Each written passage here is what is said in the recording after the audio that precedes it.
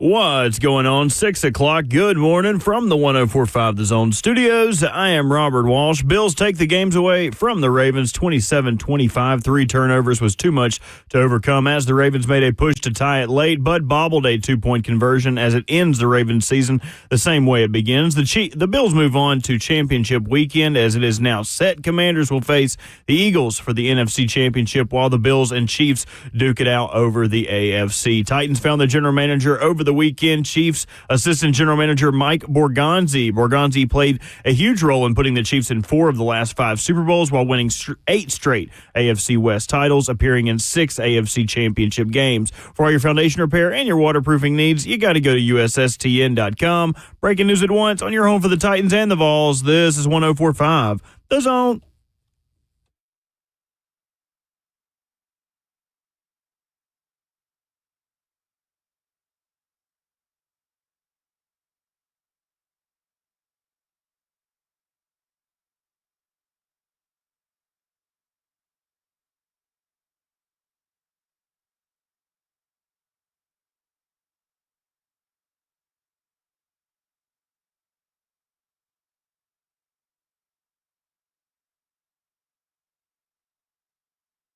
Kicking off your Monday morning and a brand new week here in a frigid Nashville, Tennessee. Monday, January the 20th, divisional round football to react to.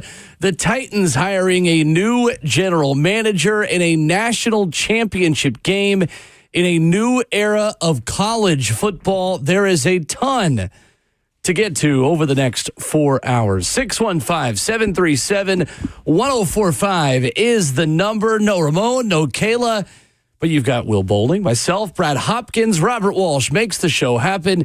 Streaming live at 1045 The Zone TV, Facebook Live, YouTube, Twitter, or Twitch. Brad, good morning. My watch says it's single digits outside. It does, doesn't it? That's absolutely insane. It's not good. And if you are beginning your morning this early, that is not a malfunctioning temperature gauge that you have. That is literally how cold it is outside. Yeah, man, I had to double check, get on the iPhone and to make sure I was looking at 9 degrees. But, hey, we're here. You know, it's another week. We are here. And even though it's cold outside, it's warming up elsewhere, especially with the playoffs. It does feel like we watched a lot of snow globe football over the last 48 hours, and that just teleported itself here as well. Exactly what it was. Good games yesterday, too. Very good games, and I love the divisional round of the playoffs. I feel like it is my favorite weekend of NFL football because, yes, the conference championship games will be great next weekend, but there's only 2 games. Only one really day of celebration of football, of hearing a CBS theme and a Fox theme on the same day. You really only have that, though. Yesterday and Saturday, great football. Every game was competitive. Every game was fairly close. And I have no complaints, Brad. None. Me either. As a matter of fact, it seems like the charlatans got exposed. I think that the common theme was if you make mistakes, you're going to lose. Yeah. Right. And even those teams that we lauded most of the season, 15-win teams that really looked like it was their fate to be in the Super Bowl, made those mistakes that cost them ball games. And that's in both the NFC and the AFC divisional rounds. Certainly was. And of course, the news on Friday afternoon, of course, we were not on air for it. We were off at 10. But the Titans hire Mike Borgonzi, assistant GM of the Kansas City Chiefs. Brad, is it easier for you, with someone with Titans allegiance, to watch the Chiefs dynasty continue, knowing that you're getting at least a part of that now as well? See, I guess that's probably the caveat about this, right? Mike Borgonzi comes from a winning program, and he's been there since they built it, hiring Andy Reid in 2013.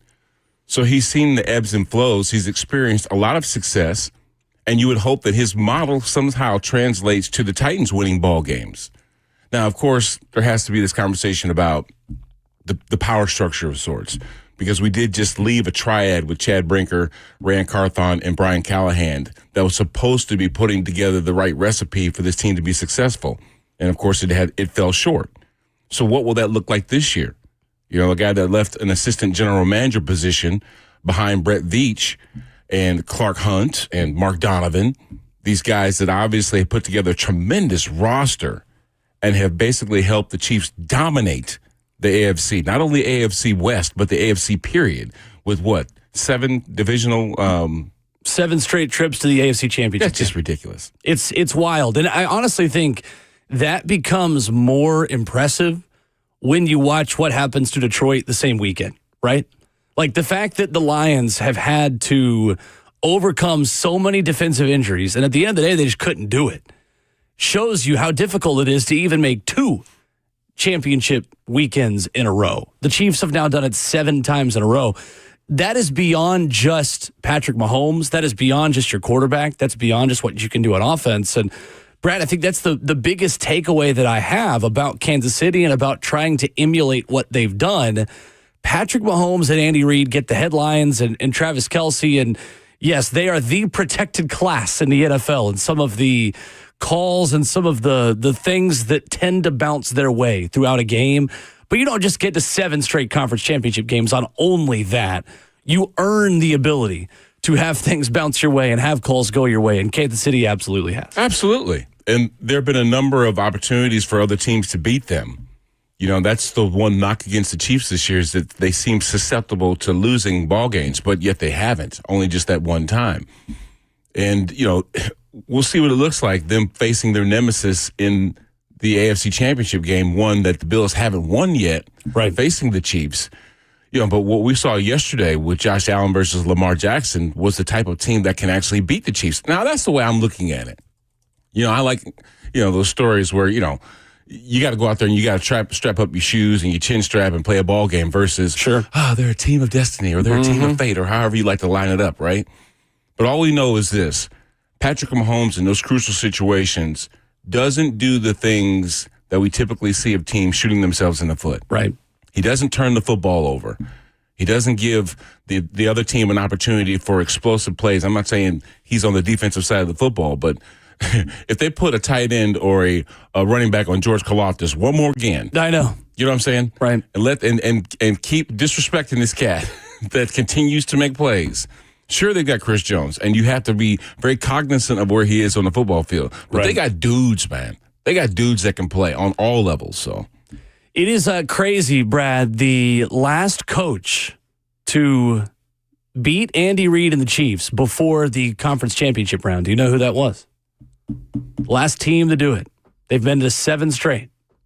Oh, well, it's kind of obvious. Well, it's Mike Mularkey and the Tennessee Titans. Shut your mouth. Mike Mularkey and the Tennessee Titans are the last team to prevent the Kansas City Chiefs from making conference championship weekend.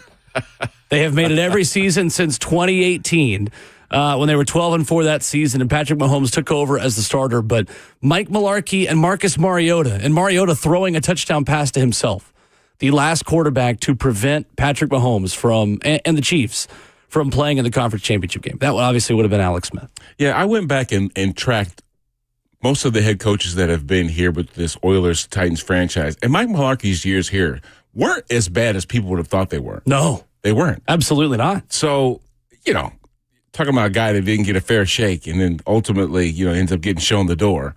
That was one of those situations, I think. And it's kind of ironic that you mentioned the Titans being the last team to thwart the dreaded Chiefs. No, you're absolutely right, because they were obviously 2-14 in 2014. The Titans were. Then they were 3-13. Then they rattled off those 4 straight 9-7 seasons, and the first 2 came under Mularkey. He just couldn't fire his offensive coordinator. His loyalty to Terry Robisky. Enough reason to prevent him from continuing to be the guy. 615-737-1045 is our number this morning. Tons of your reaction to the Mike Borgonzi hire. Alex Gold, 95.6 The Fan in Kansas City, is going to join us at 9:20 this morning and provide some perspective on who you are getting in your next general manager. Brad, I think the headline, though, is that the Titans got not only their top choice, it feels like the Titans got the guy of this cycle. How surprised are you that they are able to do that in a cycle and in a job description that, for all intents and purposes, is as much an assistant GM job as it is maybe a general manager job elsewhere? Okay, so you don't necessarily have the pivotal position of quarterback solidified, so there could be changes abounding with you being the influence of that. You got a brand spanking new stadium that's set to open the doors in 2027. And you've got a city that basically is just starving for a competitive team to create that kind of fan base that he's leaving. The Chiefs have been generational. They're one of the original AFL teams that merged and then ultimately became the Chiefs. They've been taking their kids to those ball games for, generations. And I think that that's the kind of lineage that they would like to have established here. I mean, we've been here for 25 years. So I think that when you put together, a formula with a guy that's experienced that kind of winning, experienced that kind of fandom, that kind of football community, this does seem to be an attractive place for someone to kind of set roots. This is the first time that Mike Borgonzi has been a general manager. He comes from a scouting background, both college and pro. He's been a director of player personnel. He's done all the things in the front office, that have positioned him for the general manager job that he just got here. But I think that when you look at the resources, when you look at an owner that's willing to, stroke a check and do the things necessary to put this team in a position to win, it does seem like an attractive job. Now, the hierarchy, that might be, he does leave a situation where you have the chairman, CEO, in Clark Hunt. You have the president, who runs the football operations entirely, in Mark Donovan. Mm-hmm. And then there's Brett Veach, and then him. So he's used to answering to somebody, when it comes to putting things together. So I don't think the structure here is going to be that much of a hiccup for him to kind of get in here and cement who he is as a C-suite. Amy Adams-Strunk tells TennesseeTitans.com's Jim Wyatt, quote, Mike's experience speaks for itself. He has been part of the core team that delivered 4 AFC championships and 3 Super Bowls over the past 5 seasons. It is the type of standard I want to build here in Tennessee. I know we have a lot of work ahead of us, and I'm excited for Mike to get started. We get started with your reaction after this at 615-737-1045. After all the chaos the Titans have had in the front office and the GM search over the last 2 weeks, are you happy with the way this ended? How are you feeling, Titans fans, now that you got your GM in Mike Borgonzi? 615-737-1045. We'll take your reaction and give you more of ours as well, coming up next.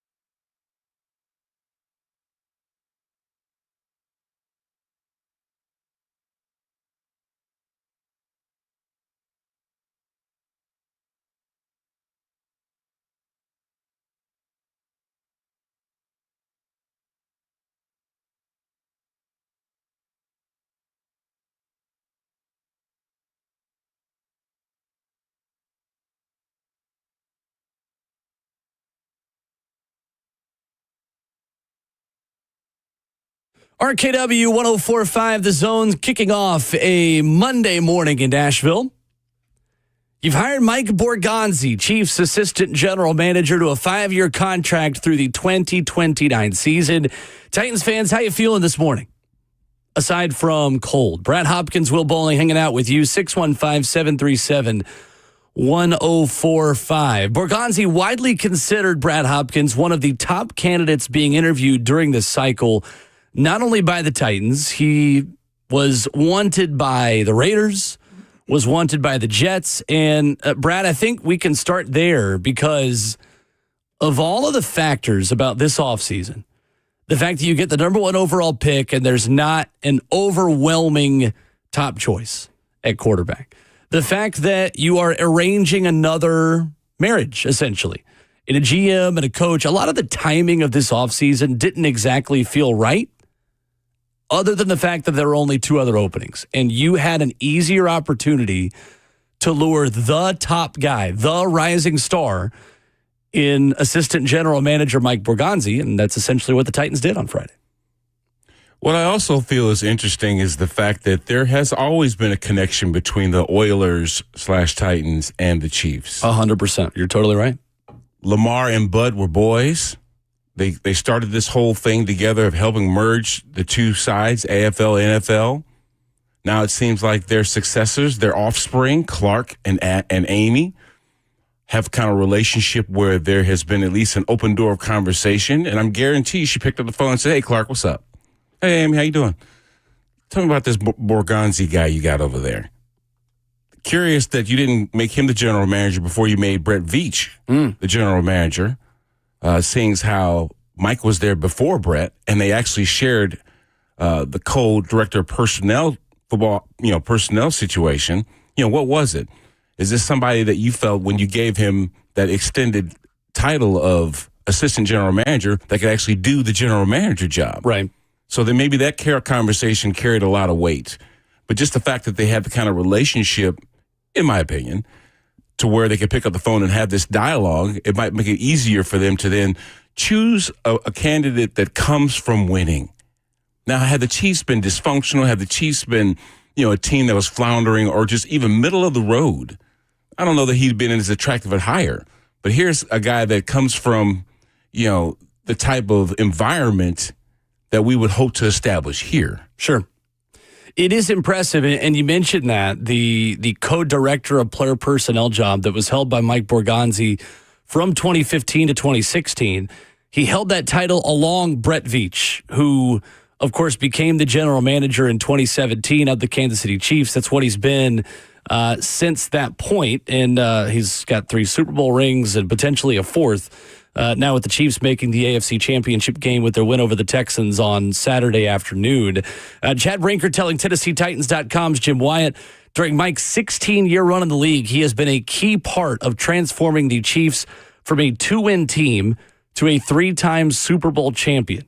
During our meetings, he articulated a clear plan to build a championship standard in Nashville through consistency, discipline, and hard work. I've admired him for many years, and I'm thrilled to add him to the team as our general manager.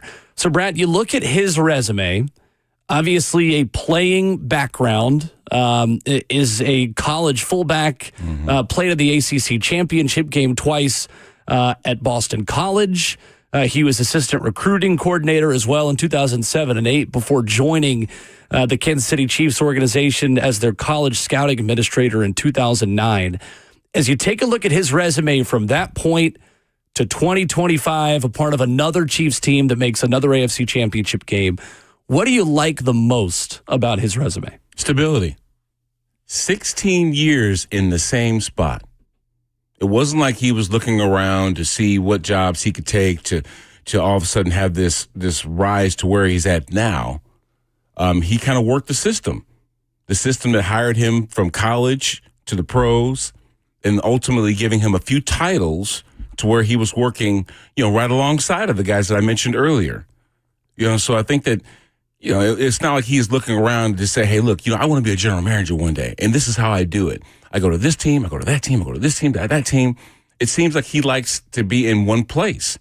Now, that's not going to say that he's going to be here past 2029, but it does give me an idea of how he thinks, okay? And it does help to have put your hand in the dirt. Right. There are some real quick, 100%. There are some executives that, they study the game, they watch the game, they do all these things, but they don't experience the game. And this guy played a gritty, dirty position to where you had to really get your hands dirty, literally, at fullback. Now, I'm not going to say, him not having pro experience, that it's not going to me, give any sort of indication of how he's going to be as a C-suite, but at least he does have the kind of football acumen that says, hey, look, this guy knows what a player looks like and the type of culture that it takes, to create a winner. And a native of Everett, Massachusetts, of course, a fullback at Brown. The Brown Bears, a 4-year starter from 1998 to 2001, all Ivy League 3 times. And at Brown earned a degree in business management. Yeah. It's funny. You talk about him and Chad Brinker, and we're going to get into how similar their resumes are coming up in hour 2 at 7:20. But, Brad, with both of them, you kind of get an interesting mix between new school and old school. In Chad Brinker, who was at Ohio University, a smash mouth, 3 yards in a cloud of dust from high school all the way through college, running back, who then earns a degree at Northwestern in order to bring the analytics and the business side and the numbers to complement the old school type of football that he played when he strapped up his chin strap. Mike Borgonzi is very similar in that. He is a guy who played a dirty and grimy position, but also could always pair that with an Ivy League degree. He was the smartest of the lunch pail guys in the college football world, which kind of gives you an interesting personality. Hired as college scouting administrator, as we said, at Kansas City in 2009, went on to be their manager of football operations in 2010, then pro personnel scout from 2011 to 2012. Brad, I think the thing I like is that you see different phases of success over 16 years at an organization, like you said. And I think what makes me so impressed about Kansas City is the 2 phases they have been through to find success. They found their quarterback at the beginning in Patrick Mahomes in 2017. They built a very successful, athletic, expensive offense around their elite quarterback that they sat for a year. They come back in 2018 and say, okay, this guy is good enough for us to build around him for the foreseeable future. So at the end of the Brady era, they turned it into the Mahomes era in the NFL. But then they had to do something different. They had to pivot elsewhere, away from expensive offensive superstars, and they had to make it work with Patrick Mahomes on a massive salary cap charge. And the way they've done that is by drafting as well as any team in the NFL since they added Patrick Mahomes. And you bring in guys like Creed Humphrey and Trey Smith to supplement Joe Thuney and Andrew Wiley on the offensive line. The offensive line has been perfect in Kansas City this year by any stretch of the imagination, but at the very beginning, after they got beat up by Tampa Bay in a Super Bowl, they invested more in an offensive line. It's led them to win 3 Super Bowls with Patrick Mahomes back there. But they did the same thing that the Titans did with A.J. Brown. They got rid of the big, expensive wide receiver in order to bring in somebody else who was newer, who was less proven, who was a lot cheaper. But they found a way to make it work because they have maybe the best quarterback to ever play the game in Patrick Mahomes. So they found the guy. They identified the quarterback, but then they sustained that success. And that is the number one reason, Brad Hopkins, why John Robinson and Mike Vrabel aren't here anymore. They found some guys. They created something good. They couldn't sustain it and take the next step. Mike Borgonzi has watched Kansas City do exactly that for the last nearly decade. Yeah, I'm going to say this predates Patrick Mahomes, though. Okay. We can go ahead and give him all the credit for being a really good quarterback and all this. But I think that it started in 2013. It started when Big Red got there and led them to 9 straight wins. It started in that same year when they drafted a guy named Travis Kelce in the 3rd round. The culture had been starting to develop. Alex Smith was a really good quarterback. And I think they ultimately drafted a guy with a 10th pick that kind of pushed him out of the door. So I think the culture was established.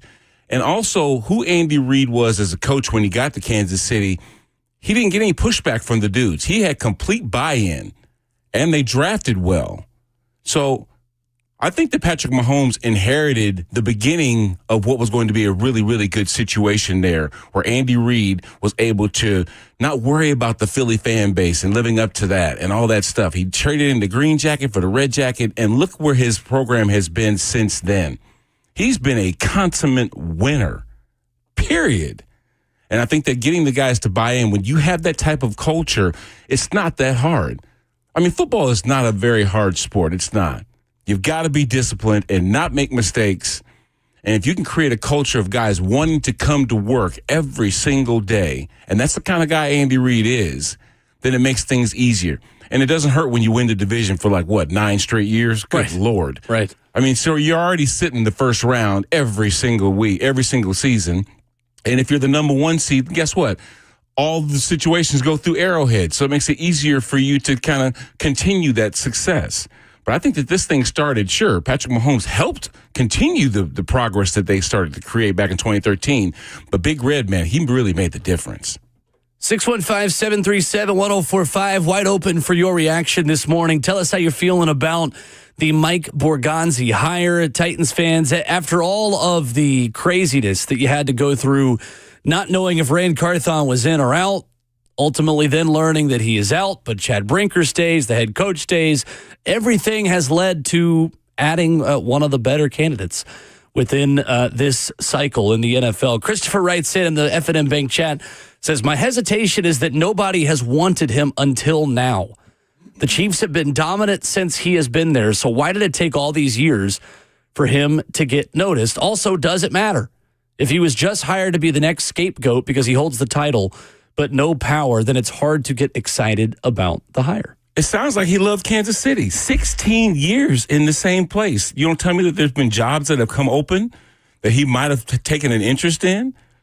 Maybe positions that were not lateral moves, but maybe improvements from his current title? I guarantee you there were in the 16 years he was there. To play that game of trying to climb the ladder, whether it's called corporately in the NFL or not, it doesn't seem like he was too interested in leaving Kansas City. Sure. So, I mean, maybe it's now. He's like, you know what? I'm 4th man on the totem pole, and we've done enough winning here.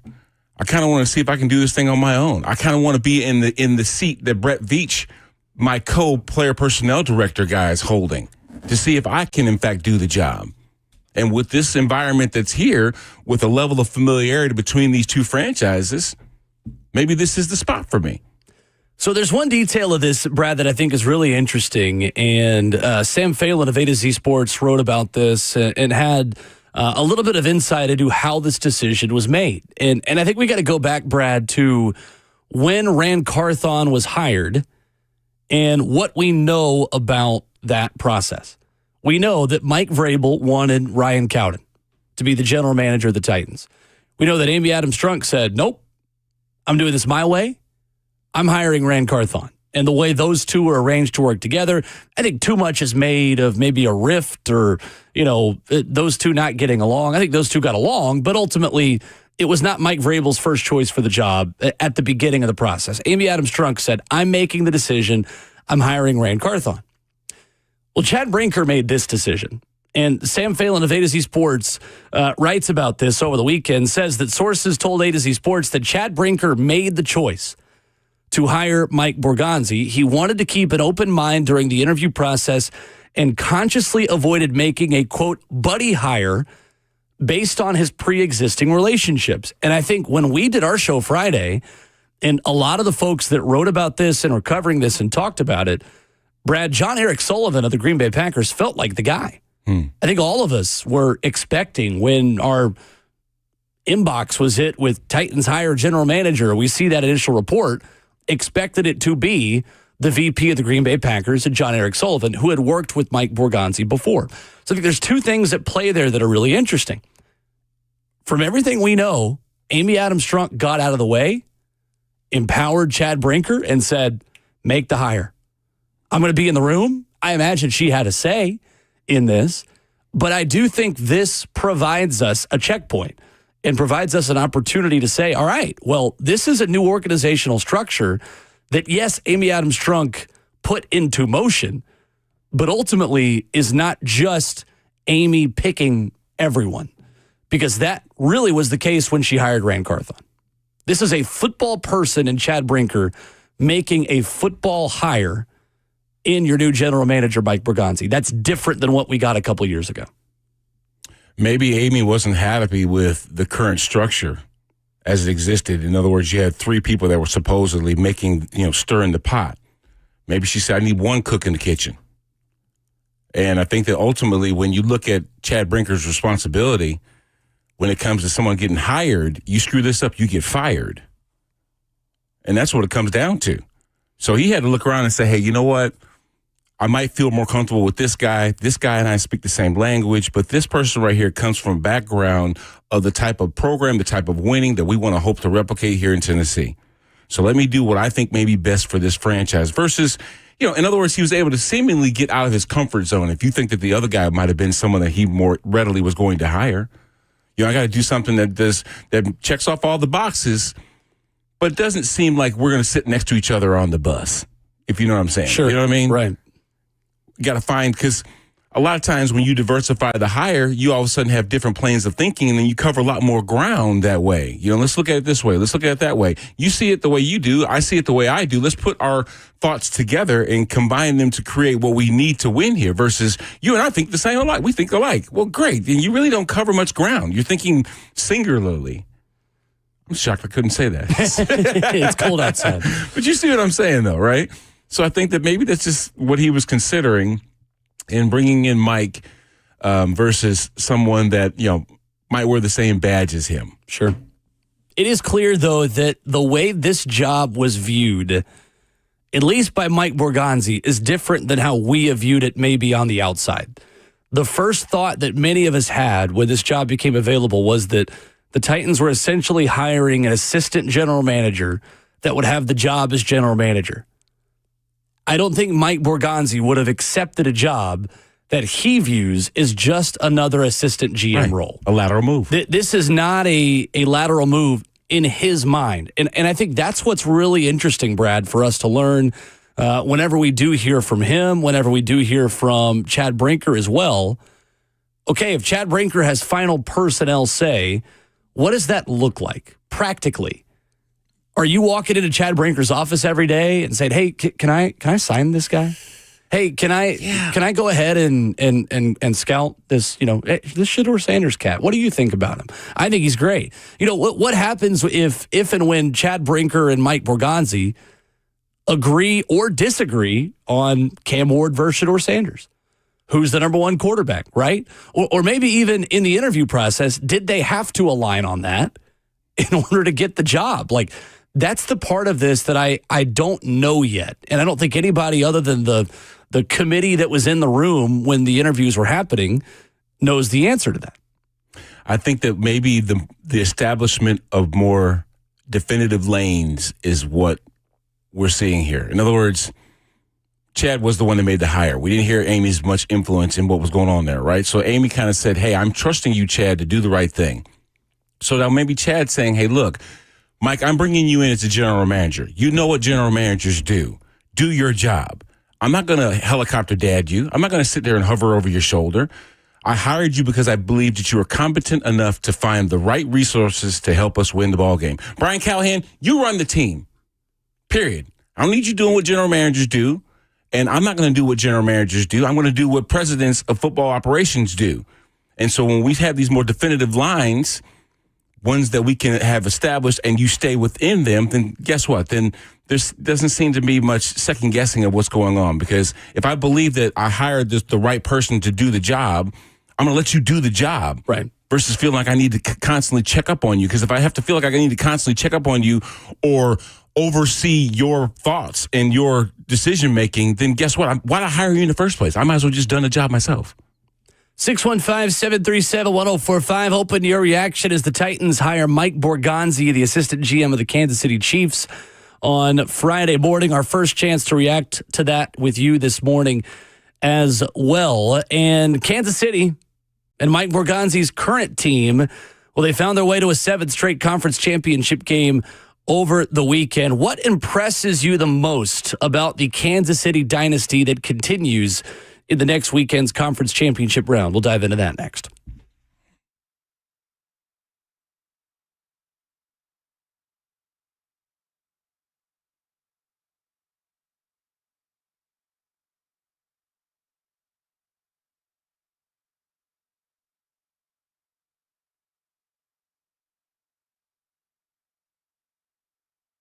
Is your concrete in need of repair? Maybe your sidewalk is shifting, your driveway is cracked and sinking, or your porch steps, have they moved? Shifting concrete can create a dangerous situation and trip hazard around your home.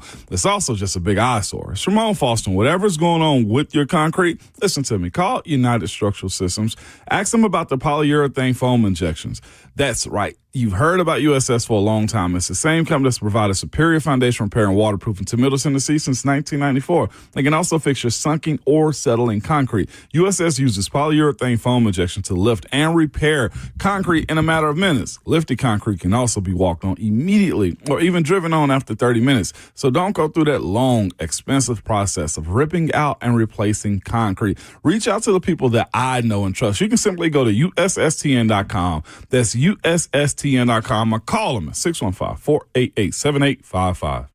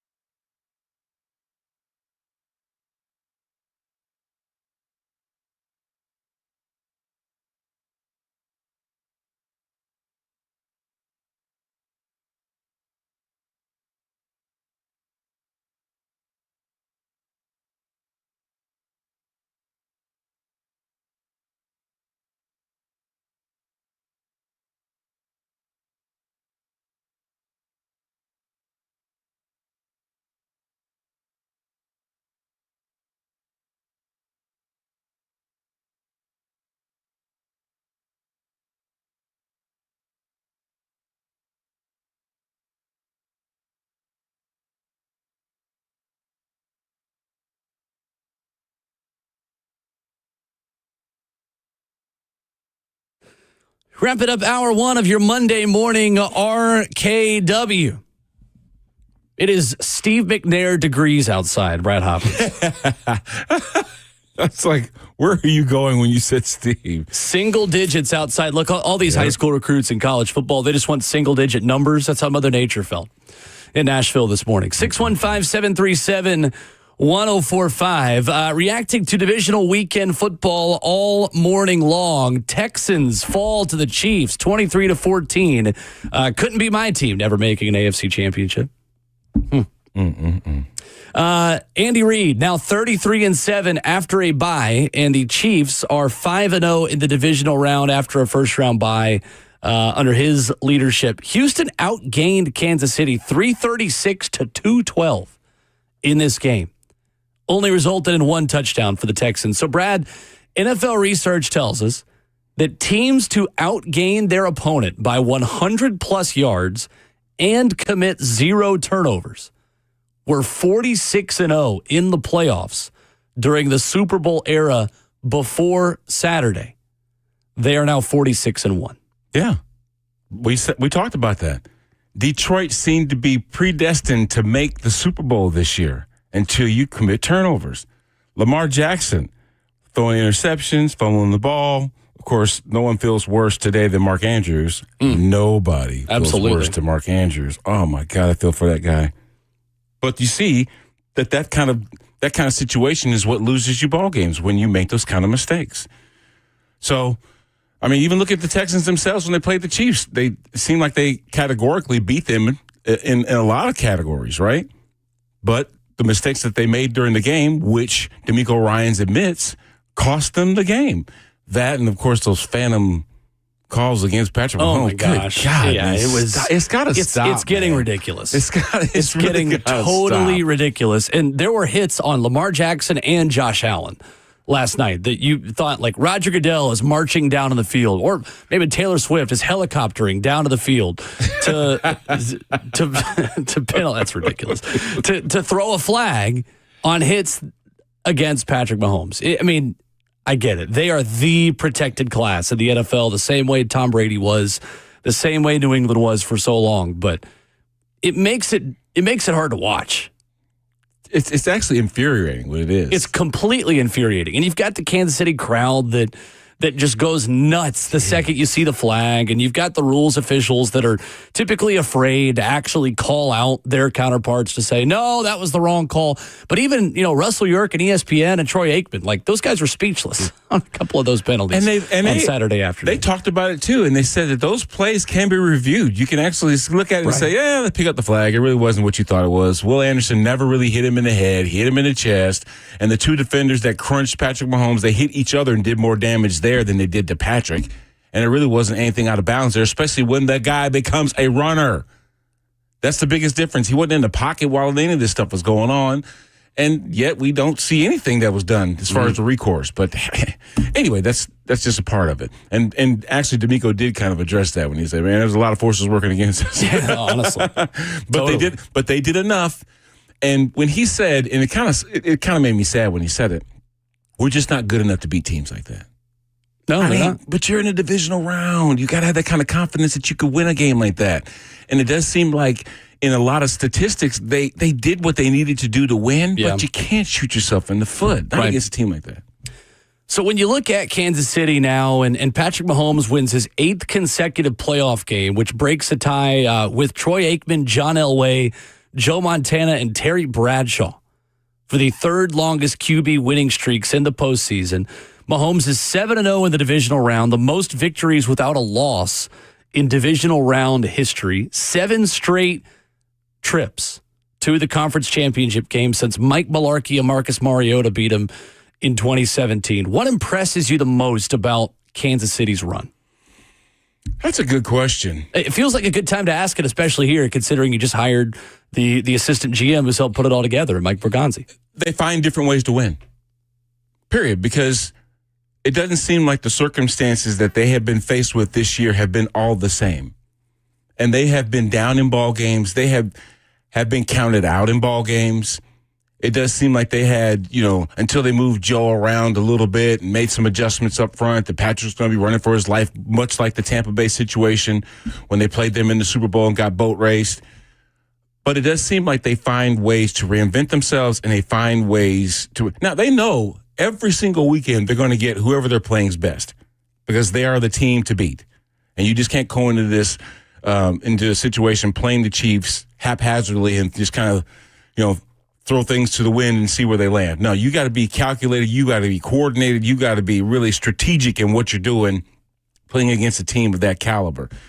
But whenever they do get somebody's best, they find ways to take advantage and find multiple different ways to get back in the ball game and ultimately end up hitting that tape first before you do, crossing the finish line. It's just amazing. And I'm telling you, that's an attest. First off, I'm telling you, I said this earlier, Big Red is the dude, and he's the reason why they win. I'm not saying that Patrick Mahomes wouldn't be a good quarterback on another team, but when you look at how everything it's much like Tampa Bay or New England. And we did see Tom Brady go down to Tampa Bay and win another championship, but it didn't give you that dynastic feel that New England did when they just had the kind of culture that everybody that came into the building was on the same page. And that's because of Andy Reid. Andy's a lovable guy, not a likable guy, a lovable guy, of which when you hear somebody say you would run through a wall for a guy, that's the formula for success. If you got 53 dudes that are willing to run through a wall for you, buddy, you're a hard team to beat. You are a hard out. And that's what Andy does. And that's what he creates every single season. It is really impressive the amount of continuity that they have had on their staff and in their front office. And I think that is what's impressive. The culture of the Kansas City Chiefs and how many people want to work with Patrick Mahomes and Andy Reid is why they have had so much success. You look at San Francisco, the amount of defensive coordinators the 49ers have had, the team in the NFC that most closely represents and resembles who Kansas City is. Well, they don't have a Super Bowl ring in part because they have not had the same level of continuity around Kyle Shanahan and around the quarterback position, right? Steve Spagnuolo has been on the other side of that sideline with Andy Reid through all of this. Yep. And San Francisco has had to go from DeMeco Ryans to Steve Wilkes to these different defensive coordinators who either have or haven't made it work, right? So I think Steve Spagnuolo is the part of this that's kind of the unsung hero at this point because of how bad he was as a head coach the first time around. It's almost like teams, for whatever reason, haven't wanted to kick the tires on him again as a head coach.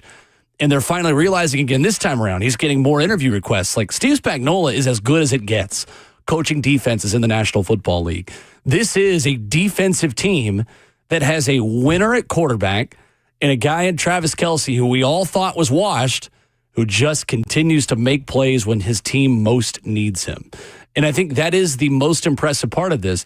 They almost, Brad, went from young Tom Brady Patriots to really old Tom Brady Patriots in like a 5-year span. Because what did we talk about when New England won their last Super Bowl with Tom Brady over the Rams? Guy's 40 years old.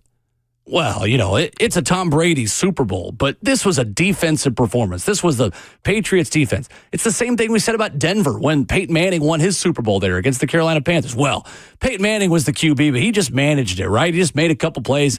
That defense won them that championship. That's Kansas City now. So really, we just watched the divisional round weekend, Brad. The crazy thing is where only Jaden Daniels had a spectacular quarterbacking performance. Defense has won the other 3 games. Turnovers lost teams the other 3 games. And Patrick Mahomes is one of the other quarterbacks compared to the superstar of the weekend, who is the rookie out of Washington. Yeah, what those defenses do is they make quarterbacks make mistakes. It does all come back to the quarterback. One of them plays well, one of them doesn't. Right. The guy that does play well is more likely to win. I heard Jalen Hurts say something that really resonated with me. He was talking about getting into a rhythm and staying into that rhythm. That's what he said. It's all about the rhythm. I love NASCAR. I love cars, period. Mm-hmm. And in NASCAR, there are certain rules to make sure that you don't have a bigger motor, one that has more, horsepower output or whatever else than anybody else's. It's really how that motor runs, right? if there's anything out of sync in that motor, then you have less of a chance to beat those other teams that have really good running motors. And that's what an NFL team is faced with every single year, making sure that you have a finely tuned machine that is running with a great cadence and has no issues. Because if you do, then guess what? If you have a bad spark plug, if your coil's bad, if something, then guess what? You're at a disadvantage and you're going to lose, period. Patrick Mahomes, the spark plug of the Kansas City Chiefs. There it is. Exactly right. 615-737-1045 is our number. What surprised you the most out of divisional round weekend in Detroit? Oh, we thought Washington might have a chance. They had more than a chance. They had a significant upset at the hands of the Lions over the weekend. We'll dive into that. Hit the headlines to start hour 2 coming up next.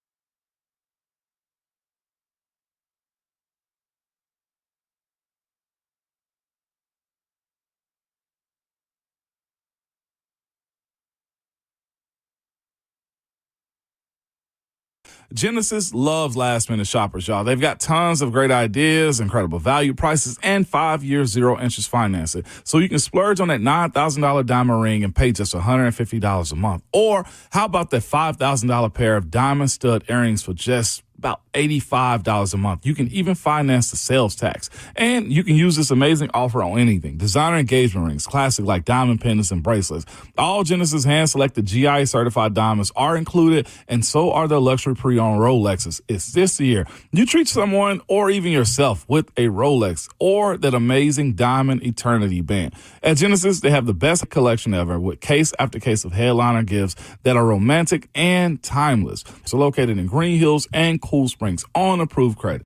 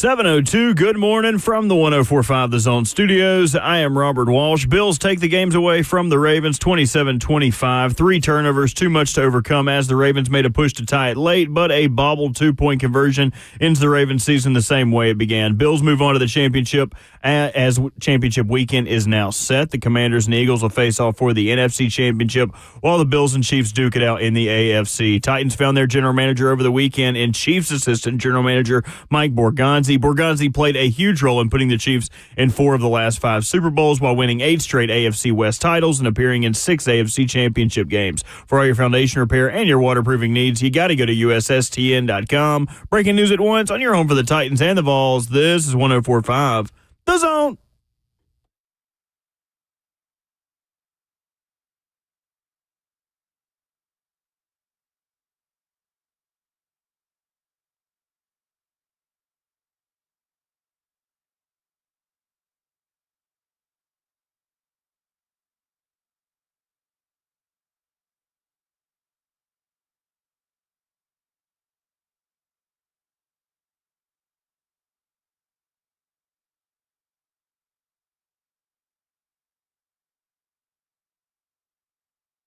Seven a.m. kicking off your Monday morning on RKW. Divisional round weekend in the books. Chiefs and Bills, along with Commanders and Eagles. At least one of the 4 teams is new. Going to see a different colored uniform play next weekend for conference championships and a trip to New Orleans for the Super Bowl on the line. Lots of reaction to that. A national championship game tonight in college football. And of course, your thoughts of the new general manager of the Tennessee Titans, Chiefs assistant GM Mike Borgonzi, officially made the new general manager on Friday afternoon here in Music City. 615-737-1045 is our number. No Ramon, no Kayla this morning. You've got myself, Will Bowling, Brad Hopkins, and Robert Walsh. Streaming live at 1045 The Zone TV as well. Facebook Live, YouTube, Twitter, or Twitch. Going to talk more about Mike Borgonzi and how similar he is to Chad Brinker. Coming up in about 15 minutes, there is something that Kansas City did over the last 15 years that might signal what the Titans could do with the number 1 overall pick. Do tell. We'll get to that coming up in 15 minutes. But I want to start, Brad, with, that's a tease right there to keep the people going. I want to talk about Washington and Detroit because this was the one underdog that won outright. This was, well, I guess Buffalo was too, but that one essentially a pick'em between 2 teams that were totally equal in Buffalo and Baltimore. Jane Daniels, man, continues to make history, and the Commanders find a way. Was this Jared Goff's Ryan Tannehill 2021 versus the Bengals kind of game? I think that with them being the favorite, there's more pressure. As the conversation continued to grow and how well they were playing, especially after they dispatched the Vikings to win the division so handily, it just did seem like this was a team that was going to be a hard out and that they were destined for New Orleans, right?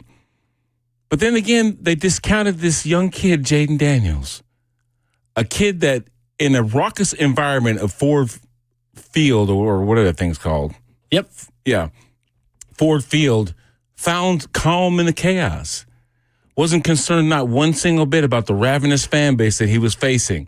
Him being I don't know what the dog number was for them, but they certainly weren't a favorite to win. I think most of the pundits had everybody had the Lions winning except for you, Will Bowling. Yeah, right. On Friday, right?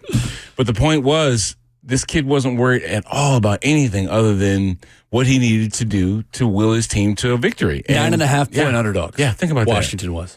Brian Robinson showed up for him.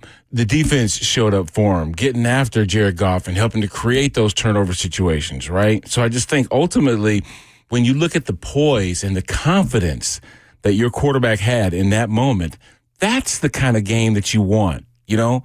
I mean, Quan Martin returning a pick for 40 yards and a touchdown in the second quarter. Everybody on both sides of the football, they played like they knew they had a chance to win. They weren't worried. They weren't like, oh, my God, we're playing the Lions, who everyone's favored to win. Get out of here with that. Play with nothing to lose.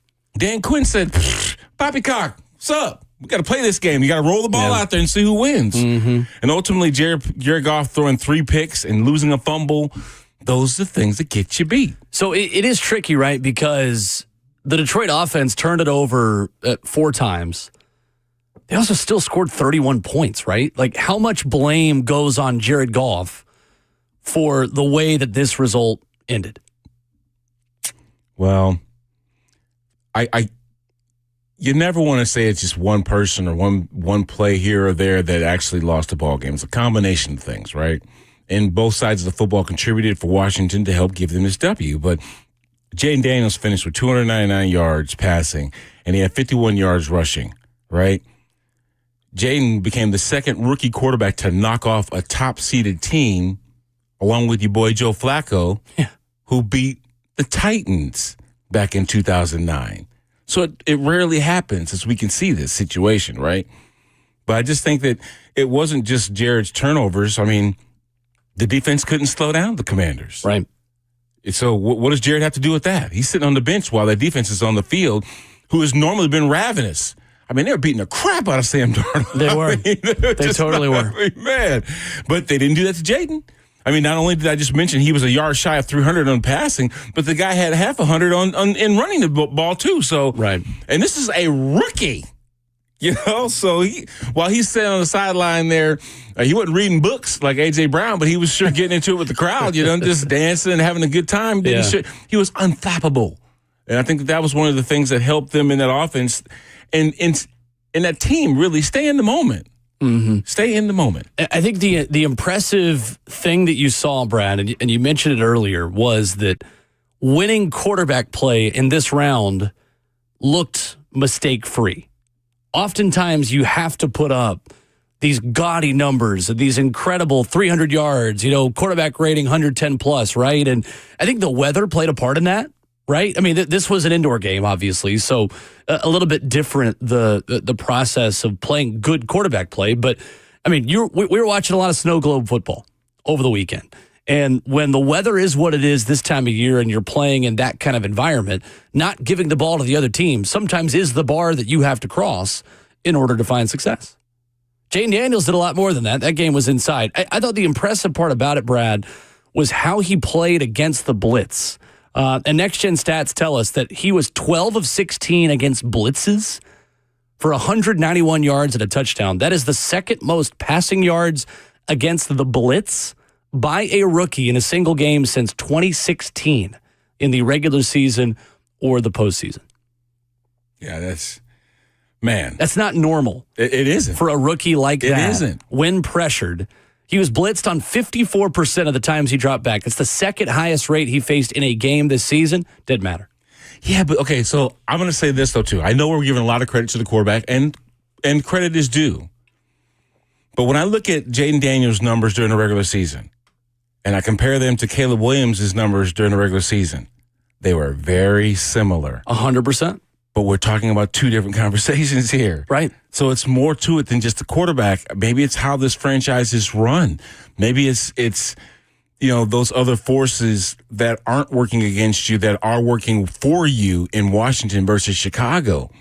And it does seem like a dumpster fire up there in Chicago. Mm-hmm. But when you look at two rookies, and of course Caleb's going into his second year, two guys that are very young at the position trying to solidify who they are within that organization, they put up similar performances, but yet we're having two totally different narratives when it comes to how those numbers correlated to them winning and losing.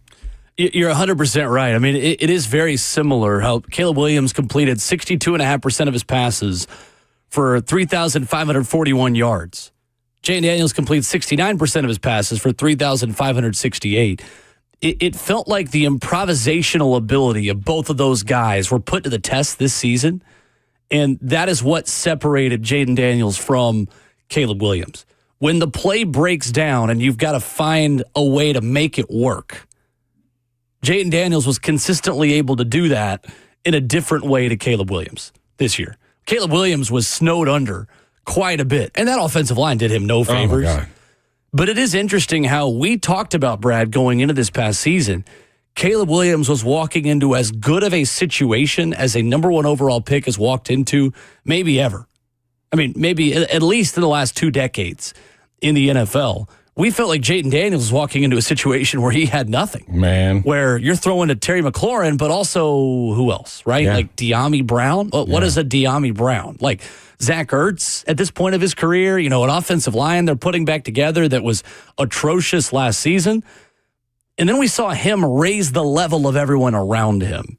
And that, to me, is what is so impressive about Jayden Daniels. He made a lot of dudes that were kind of just guys into legitimate, good NFL football players because he is such a good leader. He is such a good it factor guy when you're up against it. And my goodness, I mean, he is doing things that are not normal this year for the Washington Commanders. Real quick, Jared Goff's numbers were 23 of 40 for 313 yards and a touchdown to Sam Laporta.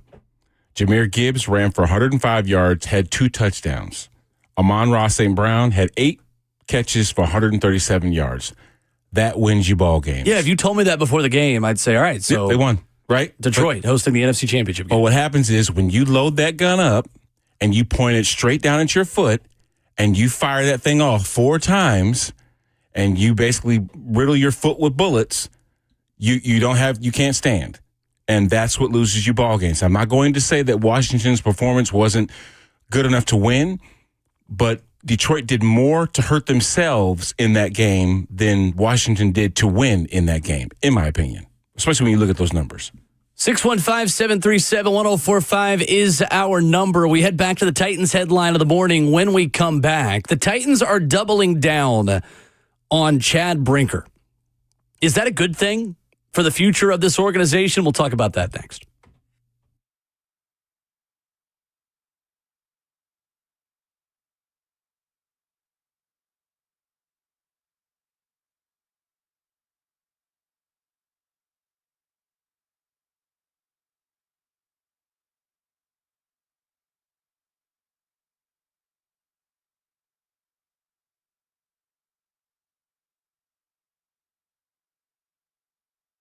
Hey, it's Will Bowling. The only thing that is unpredictable about the weather is that it's unpredictable. Hey, you and I know that in Middle Tennessee as well as anyone. We're in single digits to start the morning today. We might get summer in a couple of weeks. That tends to be how things work around here. Make sure your home is ready for the next storm or heat wave with the Lee Company Home Maintenance Plan. You sign up today, and for $12 a month, Lee Company's expert technicians will come out 4 times a year to take care of your air conditioning, heating, plumbing, and electrical systems. That's right, air conditioning, heating, plumbing, and electrical by one professional team. And when you put Lee Company on your team, you stay ahead of whatever Mother Nature can throw at you here in Middle Tennessee. Learn more by going online, checking them out at leecompany.com, or just give them a call, 615-567-1000. You schedule an appointment. They're out there quickly, open 24/7, 365. And that fleet of Lee Company vehicles that you see driving around Middle Tennessee all the time, they can head to your home. 615-567-1000 for $12 a month. Sign up for the Lee Company Home Maintenance Plan by going online to leecompany.com. That's Lee Company, all you need.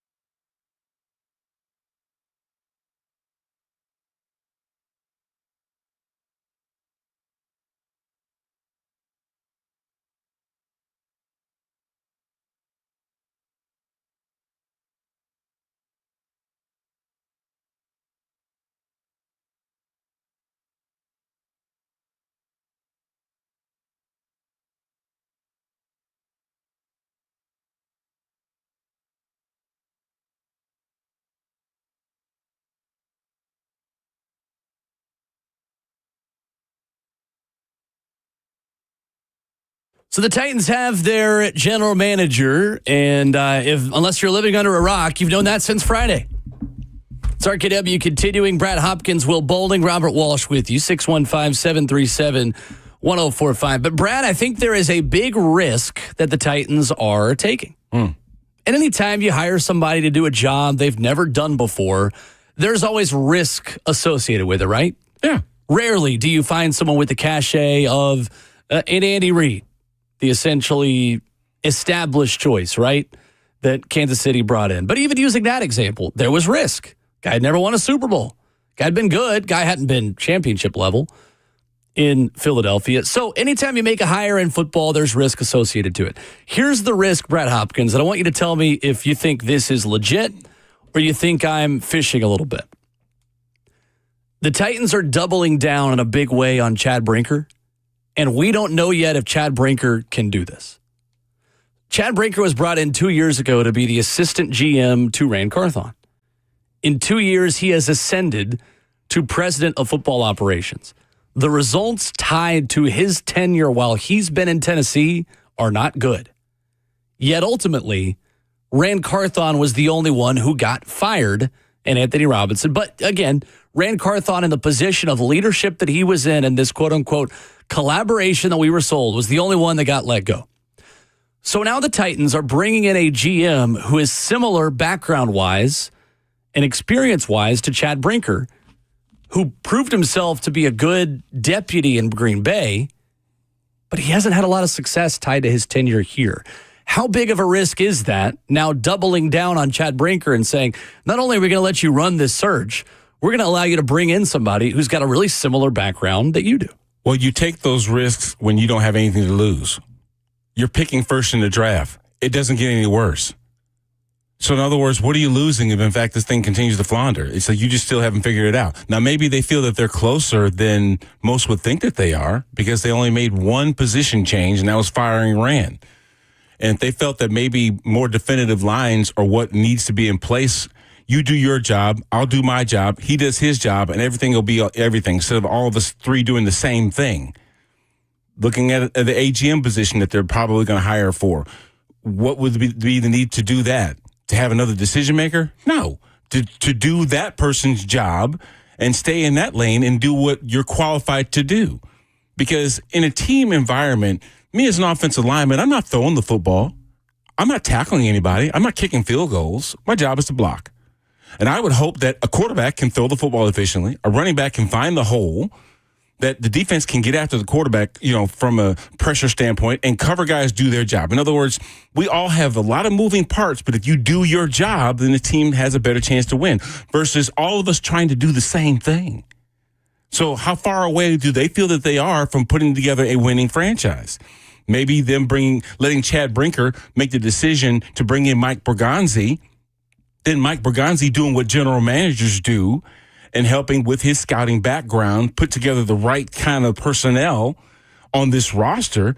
That's what he's hiring him to do. So now he can go out and do football operations stuff, which might include corporate sponsorships. Everything else. Yes, doing all that stuff versus me going down to Mobile and hanging out the Senior Bowl. You know what I mean? That's not going to do you any good. Well, and the funny part about that, Brad, is that last season, Chad Brinker sat down with us at training camp and told us on the show, I'm connecting the football side to sports medicine, to sports performance, to analytics, to, the film staff, all of these extra things. And he told us, the job of a GM has changed a lot in 20 years. There's a lot more on the plate of a general manager in this league. I'm here to connect a lot of the dots. That way, Rand can focus on putting together the team week to week and more in the short term. I'm more bigger picture. But then within all of that, Chad was the one that was sent to the Senior Bowl while Rand and Brian Callahan put together his coaching staff. Yeah. So in a lot of ways, he was doing a lot of both of both of the responsibilities that you talked about. Exactly. So you want to be able to just do what you do best. Do what you do best, and we have a better chance of winning. I don't expect you to be able to do everything. This isn't basketball where you're playing both ends of the court. You know what I'm saying? We all have definitive lines, and you need to stay within your lines and do the best job that you can, because you don't hear Patrick Mahomes talking about his defense, do you? And what they needed to do to be better. You don't hear Chris Jones talking about, we need to pass more.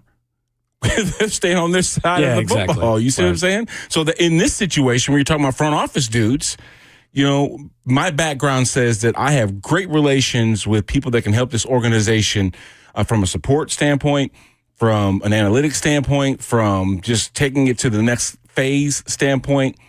And you do what you do as far as finding the talented people that can help make this roster the best it can possibly be. And then, Brian, you coach these dudes up we bring you. Right. You see what I'm saying? You might have some influence in it and say, hey, look, for the style of the system that I like to run, this guy right here might be the best fit for us. Or a guy of this caliber. Find me that guy. Right. And then with that scouting background, you look and say, hey, look, this is what we like. This is what we like for you. What do you think? Yeah, I can kind of work with that. Good. We're in agreement. Let's do it. And these two guys come from very similar scouting backgrounds in Mike Borgonzi and in Chad Brinker. Borgonzi joined the Chiefs in 2009 under new GM Scott Pioli, who became the top executive after 8 seasons as Bill Belichick's right-hand man, building the Patriots roster at that point. But in 2015, Borgonzi talked about his experience and the change of philosophy from that Belichick-based scouting to the Packers' way of scouting. Similar to the way Chad Brinker learned in an interview with the Chiefs team website. Nick Suss wrote about this in the Tennessean over the weekend, where Mike Borgonzi was quoted as saying, when I first came here with Scott Pioli, it was Bill Belichick's way of scouting. Now learning from John Dorsey and former longtime, now Pro Football Hall of Famer Packers executive Ron Wolf, I couldn't be more fortunate than to have learned both ways. Well, that Ron Wolf, Packers way of life, that's what Chad Brinker knows. It's the scouting language. It's the way that they view players. It's the type that the Packers have. That's what Chad Brinker, Mike Borgonzi have similarly. So although these two have not worked together, Brad, they have similar backgrounds. Right. They speak the same scouting language. One was a college fullback. One was a college running back. They both cut their teeth as college scouts. They both have business backgrounds. Mike Borgonzi was in the business world when he got out of football for a couple of years, almost 20 years ago, and then got back into football as the assistant recruiting guy at Boston College, and then his NFL career began in 2009. Well, Chad Brinker did the Northwestern track. Business guy, analytics, forward thinking, with the old school, hard-nosed running back mentality as well. Does it concern you, Brad, how similar these two are? Is that a problem? Is that a red flag at all that the Titans are breaking the rule of never hire someone exactly like you? They're not getting a different voice. They're doubling down on Chad Brinker and what he knows. Is that a concern for you at all? No, and I say that because you're talking about business, and business management is part of Borgonzi's degree, right? Working in those fields outside of football, doing similar things just with a different type of organization. That seems to be what he's qualified to do, and that's what I would want him to do. I don't want him to come in here and coach my defensive line. I don't want him to come in here and tell me which is the best quarterback to work with. I need you to do what the business management side of what we're trying to do here does best. And if that's hiring people, talent acquisition, that's what I'm hiring you to do. I'm not hiring you to perform the medial tasks of running this organization. I'm asking you to do some of the things of getting those guys in there to do those things. And finding the right hire. So if they don't have the same background, in other words, coming from the same organization, but yet they feel a lot similarly, maybe that is the formula that works. Sure. Maybe it is like the Oakland A's, the numbers thing. You know what I'm saying? So, hey, why would I argue that if, facts are a stubborn thing, man? I don't think it's a red flag, but I do think it is a question for both of them. I don't think it's overly concerning. The fact that Chad Brinker, Mike Borgonzi are very similar background-wise, but I am curious to learn what's different about them. That's a question I would ask each of them, and when we get the opportunity to sit down with them, I will. Like, what philosophy-wise makes you different from Chad, where you guys are going to bring different things to the table and round out the entire conversation and not just think about these things the same way? Yeah, but what's unfortunate is you're making it, to me, almost sound like Rand Carthon just didn't fit that similarity that was comfortable for everybody. And, he just didn't fit that model. And however you want to define that.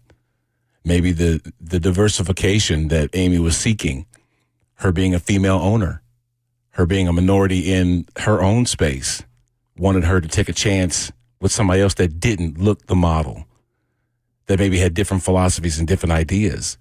And ultimately, that uncomfortableness that was obvious in this organization was easier to put at Rand's feet than anything else. At the end of the day, like GM hires like this, Brad, are so difficult to evaluate in the moment because we just don't know. We don't know whether or not somebody who's never done this job before can step up and understand it and step up to the plate. What is different about this for the Titans is one big thing, Brad. And it's what makes this different from the last search the Titans did, going from Mike Vrabel to Brian Callahan, right? They went from the established candidate to largely an unknown. Brian Callahan was wanted by other people in the last cycle. He was not seen, though, in league circles as the guy, right? The guy in the last cycle was Jim Harbaugh. Jim Harbaugh went to L.A., had a lot of success. Ben Johnson was seen as the premier candidate. Brian Callahan, respectfully, was not the premier guy in the last cycle when the Titans fired Mike Vrabel. So it became more challenging for Brian Callahan, the bar that he had to reach of Mike Vrabel, as not even really the dude. This feels different because while many of us disagree with the decision to let go of Rand Carthon without totally cleaning house, it does feel like the Titans got the guy in this cycle. They got the Ben Johnson equivalent in the general manager profession, in a guy in Mike Borgonzi, who is widely seen among league circles as the rising star who was next up, the same way Adam Peters was last season in Washington as their general manager. Yeah, but they also had opportunities to get guys that were really established, that had household names to them, had done the job before. Like, we didn't get Andy Reid as a head coach. We got a guy that never been a head coach ever. You got unproven Brian Callahan. And you've got unproven general manager Mike Borgonzi. Yeah.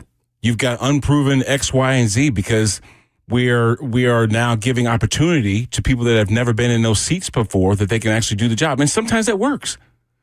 Okay? But, versus going out and getting a proven commodity, you know what I mean? I know that if I go buy a Mercedes, I have a certain expectation of how that thing's going to run. If it doesn't run to the level of a Mercedes, then obviously this was a bad batch. This isn't typical of the standard that I'm used to when I get a Mercedes. But what if I went and bought a Honda Yatsu? That doesn't exist. I just made up a name, right? So a Honda Yatsu, I don't know what kind of car this is. I don't know how it runs. I don't know much about it because it doesn't have any history, but I hope that this thing, runs like a Hyundai and a Toyota and all these things and whatever. You see what I'm saying? Versus the well-known that has been established to where you have a certain expectation because you've seen this thing in action versus I'm not really sure what this thing is going to look like when it gets on the road. Mm-hmm. So the interesting thing, Brad, that we were talking about off air a little bit about the way Kansas City, with Mike Borgonzi as a part of the process, has drafted is a similarity between something Kansas City did in 2013 and something now the Titans could do in 2025. So in 2012, the Chiefs were terrible. They went 2-14. They earned the number 1 overall pick of the 2013 NFL draft. And I'll give credit to Nick Suss, the Tennessean, who wrote about this over the weekend and brings this up. You had a crop of quarterbacks in 2013 who were not good. The top quarterbacks in that draft, Brad Hopkins, Florida State's E.J. Manuel, West Virginia's Geno Smith. Now, forget what Geno Smith has turned into now with Seattle. You're talking about the Jets, The Geno Smith who got drafted by the New York Jets is almost a different human being than what the Seattle Seahawks now have playing the quarterback position. And E.J. Manuel is not in football anymore. He's not an NFL quarterback. He's a commentator. So in 2013, the Kansas City Chiefs could have decided, look, we got to get a quarterback. Same conversation we're having here, right? Already. A couple weekends into the draft. Hey, you'd only get the opportunity to draft number 1 so many times. Go get your guy, make it work, build around them, hope they grow into it. The Chiefs said, no. We're going to sign Alex Smith, the former 49ers quarterback. We're going to take the best available player to us at number 1. That was Eric Fisher out of Central Michigan. Left tackle, 2013, got their guy. He made 2 Pro Bowls. He was a good player. Again, not to say Eric Fisher was perfect as a prospect, but they took the higher floor guy than the quarterback options they had. And whether or not you feel Eric Fisher was worthy of that, he was definitely better than E.J. Manuel and Geno Smith at the time. Do you think that could give us a little insight into what the Titans are about to do? Is that a fair comparison to say E.J. Manuel, Geno Smith as prospects are similar to Cam Ward and Shedeur Sanders? What pick was Eric Fisher? He was number 1. No, I mean, was he the first overall pick of the draft? Yeah, he was number 1 overall pick. Yeah, and I was going to draw some similarities between me being taken at 13. Okay. 2 seasons before they drafted Steve. Chris Chandler was our quarterback. Actually, Warren Moon was the guy that was my quarterback when I first got drafted, right? So I was there as a free agent stopgap when Don Maggs left for Denver as a free agent. So left the spot open for me. The Oilers moved up, traded with the Eagles to get me at 13 before the Browns were going to take me at 14. They made a concerted effort to fill that spot. They didn't need a quarterback per se. But when you started adding me to the line that already had Bruce Matthews and that had we had so many other guys. you had a lot of studs to choose from. David, I can't remember. He's our right tackle. Anyway, he was another Pro Bowler. Who? Yeah, David Stewart. No, David Stewart. He's a young guy. He was later, but yeah. He's a lot younger. But the point I'm trying to make is that we established the offensive line before we put Steve into place so he could have room to do his work. And we were a good enough unit up front to be 8-8 through Chris Chandler's years here until we ultimately gave the reins to Steve. And then he went on to start a really good career here as an Oiler/Titan. So them establishing those other parts other than quarterback before they actually found their guy, it does seem to, it can produce some pretty good results, because we were really competitive for most of my career here. Right. And I'm not going to say, obviously, because it was because of me. It was because of the combination of all the things. It was drafting Eddie the year after we drafted Steve, having a balance of an offense. It was getting those other key positions, like Frankie Wycheck. We traded for him. Picked him up from Washington, and he ended up being a very serviceable guy, someone that was a weapon of sorts. And then putting together the team over the couple of seasons before we ended up moving into Philadelphia, we had all the pieces in place. And that seems to be somewhat of a situation that they're faced with this year, because we do know that they have to continue to build the offensive line. Right. That's not even by any stretch a finished product. And you have to figure out stability at quarterback. Whether it's bringing in a bridge guy, that can obviously play better than what Will Levis has played like, and then figure out what you're going to do with Will Levis later on. And then maybe in the future, you're looking to get that guy that's going to be the face of your franchise. If it's not Will, if Will doesn't need a couple of more years behind somebody like a Joe Flacco, I just say Joe Flacco because Joe Flacco is a proven veteran, has won a Super Bowl, whatever. And you can have this guy learn, just like we've seen Patrick Mahomes do. He sat behind Alex for a season. Yep, 2017. Aaron Rodgers sat behind Brett. Your boy that's up there now, Jordan Love sat behind Aaron Rodgers. Right. When you have that luxury, it does, instead of throwing this guy to the fire, allow you a little bit more time for this guy to get acclimated, and it does seem to work. David Williams, the guy you were looking for. David Williams. God, I don't know why that was. Kevin Donnelly at right guard. Yes. Mark Stepnoski. Yes. At center. Bruce Matthews, and you left tackle. Yeah. You played with a lot of good players. I understand how they all run together. Ramon talks about it all the time. People will come up to him and be like, "Oh man, I enjoyed being your teammate." Ramon's like, "Yeah, I totally remembered that." I think he'd be okay. He's talked about that before. Yeah. Goot. That's what we used to call him. His name was Goot. 615-737-1045 is our number. More of your reaction to the conversation about Mike Borgonzi and the way the Titans now can organize their front office in a different way moving forward. More reaction as well to the divisional round. Haven't talked a lot of Bills-Ravens yet. The way Derrick Henry was used last night, 2 two-point conversions, no touches for Derrick Henry. An issue for Baltimore? We'll talk about that next.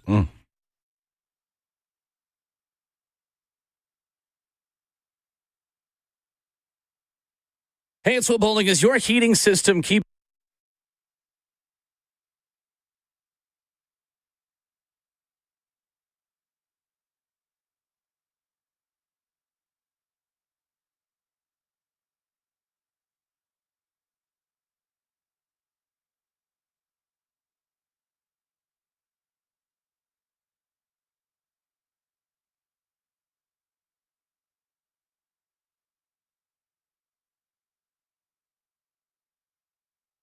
It's Ramon Foster for Hiller Plumbing, Heating, Cooling, and Electrical. Y'all, Hiller has been around and in business since 1990, man, and they are family owned and operated. Hear me out right here. Jimmy Hiller was recently named the most admired CEO, one of the most admired CEO, because the way he truly cares for his team and his clients. It's that simple. Hiller also has a true transparency pricing. It's this, y'all. Look, they take care of you on every single job that they do every single time, and they stand by their work. Here's a guarantee to you. People want guarantees these days. Well, 100% satisfaction or happy you'll be or the service is free. It's that simple. If a customer isn't pleased with the work performed, they will make it right. You heard it. It will be free if you don't like it. A professional, experienced, trustworthy technician that will come out to your house and leave it cleaner and better than they found it. For more details or to get service at your home, visit happyhiller.com.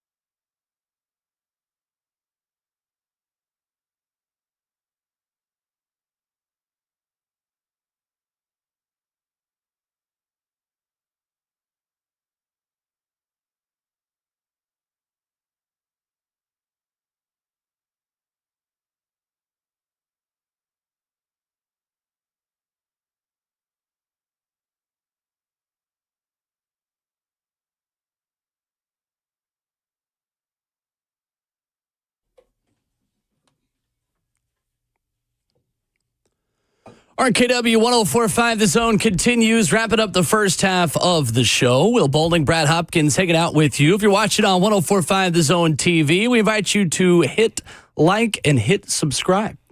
While you are there, we are fast approaching 15,000 of you who subscribe to the 104.5 The Zone YouTube channel. Join us there. Never miss a show, 6 a.m. to 6 p.m., plus some originals as well, like football and other F words, which we are glad to have in the rotation now, too. Brad, last night, Mark Andrews had a night to forget as the Bills beat the Ravens. A dropped 2-point conversion late, a fumble in the fourth quarter.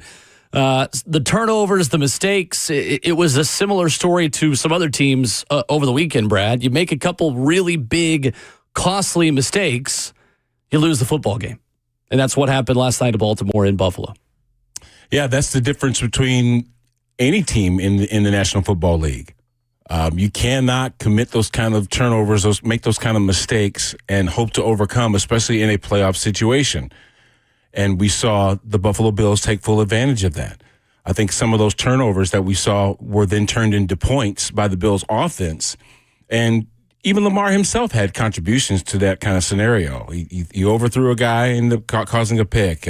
He left one on the turf that got returned by Von Miller for about 35 yards and set them up for another score. So it wasn't just, Mark Andrews getting stripped of the ball midfield and then the Bills recovering, or him dropping the 2-point conversion, which would have tied it up, with basically, I think under 2 minutes to go, which would have been, maybe a different situation. But they all seem to have taken their turns at some point in time to contribute to that loss. So, what good teams do are not make the mistakes and then also capitalize on the ones that the other team makes. And that's how the Bills basically took care of the Ravens, because it wasn't like this was a boat race. It wasn't like this wasn't competitive. This was a nip and tuck back and forth ball game between two really good teams, between two quarterbacks that were both vying for MVP this year.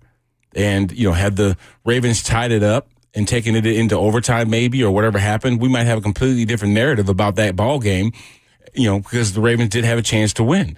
But you cannot continue to make, I will say this, to make it as much of a ball game as they did, despite the mistakes that they made, it just showed you how good the Ravens actually are. Because despite we didn't see the Bills make those kind of mistakes, okay? And despite them making those mistakes, the Ravens were still in the ball game. Right. So it's just unfortunate. I really do. I mean, there's two people I feel bad for. I feel bad for Dan Campbell. Similar situation. He watched his team kind of fall apart. In crucial situations, he watched his quarterback, who has been normally trusted, who's normally been really good with the football, make a lot of uncharacteristic mistakes that cost him a ball game. And Mark Andrews, who directly had an opportunity to tie the ball game up and to take it into extra minutes.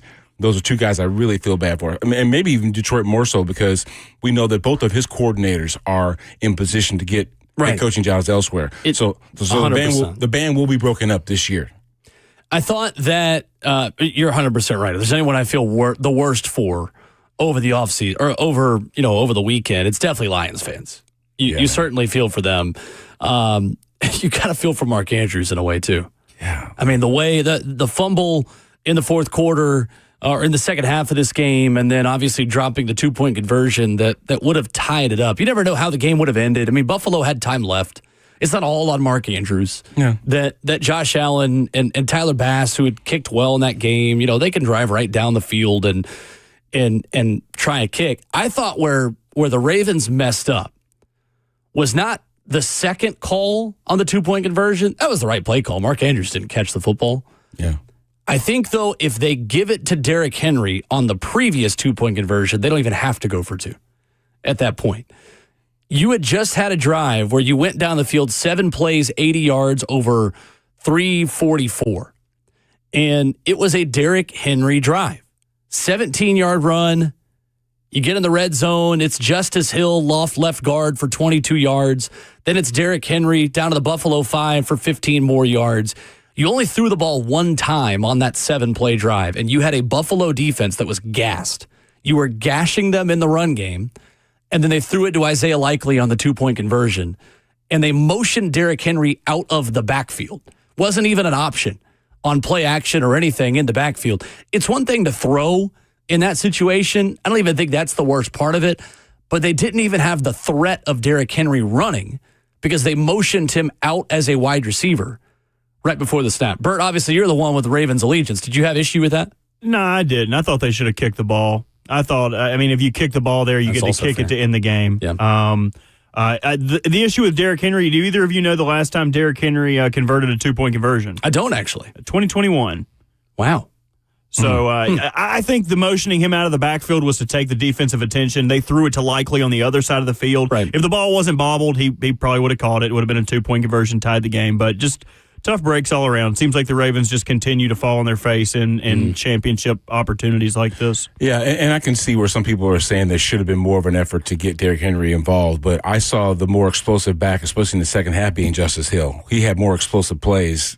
Am I wrong with that assessment? No, I don't think so. Justice had a lot of juice in that game. And I also feel like a lot of people being like, Derrick should have got the ball more. I think he would have got the ball more if Lamar wouldn't have thrown an interception early in the first drive when Rashad Bateman did not run a deep enough route, or when Mark fumbled, or when Lamar was fumbling when he got sacked. So, Derrick would have gotten more touches if the game would have done that. I don't think they did a good job about not going away from it, but you just made too many mistakes. I agree with you, and I think the thing that the Ravens learned from was they kept running it even when they were down in the second half, right? Because that was the big issue against the Chiefs last season. They went away from the run way too quickly in the second half of that AFC Championship game. John Harbaugh stuck with it, and they didn't totally abandon it, but the turnovers prevented you from allowing Derrick Henry to do what Derrick Henry does and finish drives with touchdowns. Yeah, it's a hard way to go out, man.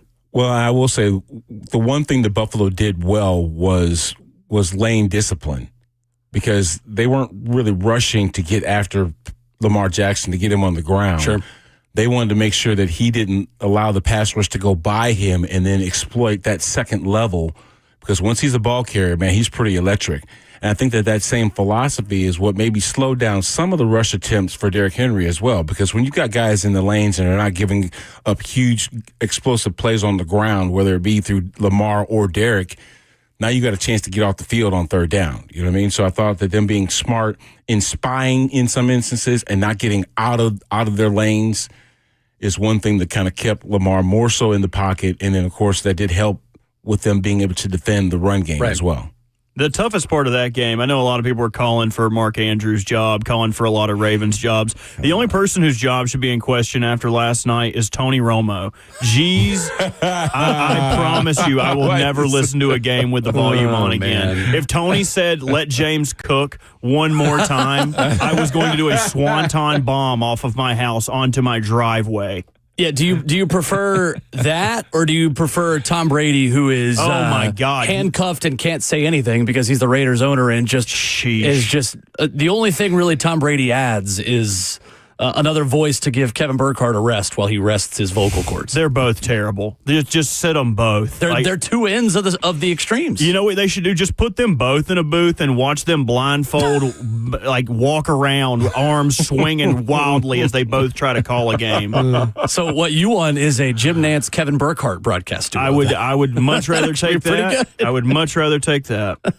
615-737-1045. More NFL discussion, Titans talk coming up in hour 3. But when we come back, Brad Hopkins, there is a national championship game tonight. Oh, wow. Does Ohio State and tonight's game against Notre Dame, do they signify the end of an era? Is this college football's last super team? We'll talk about that next.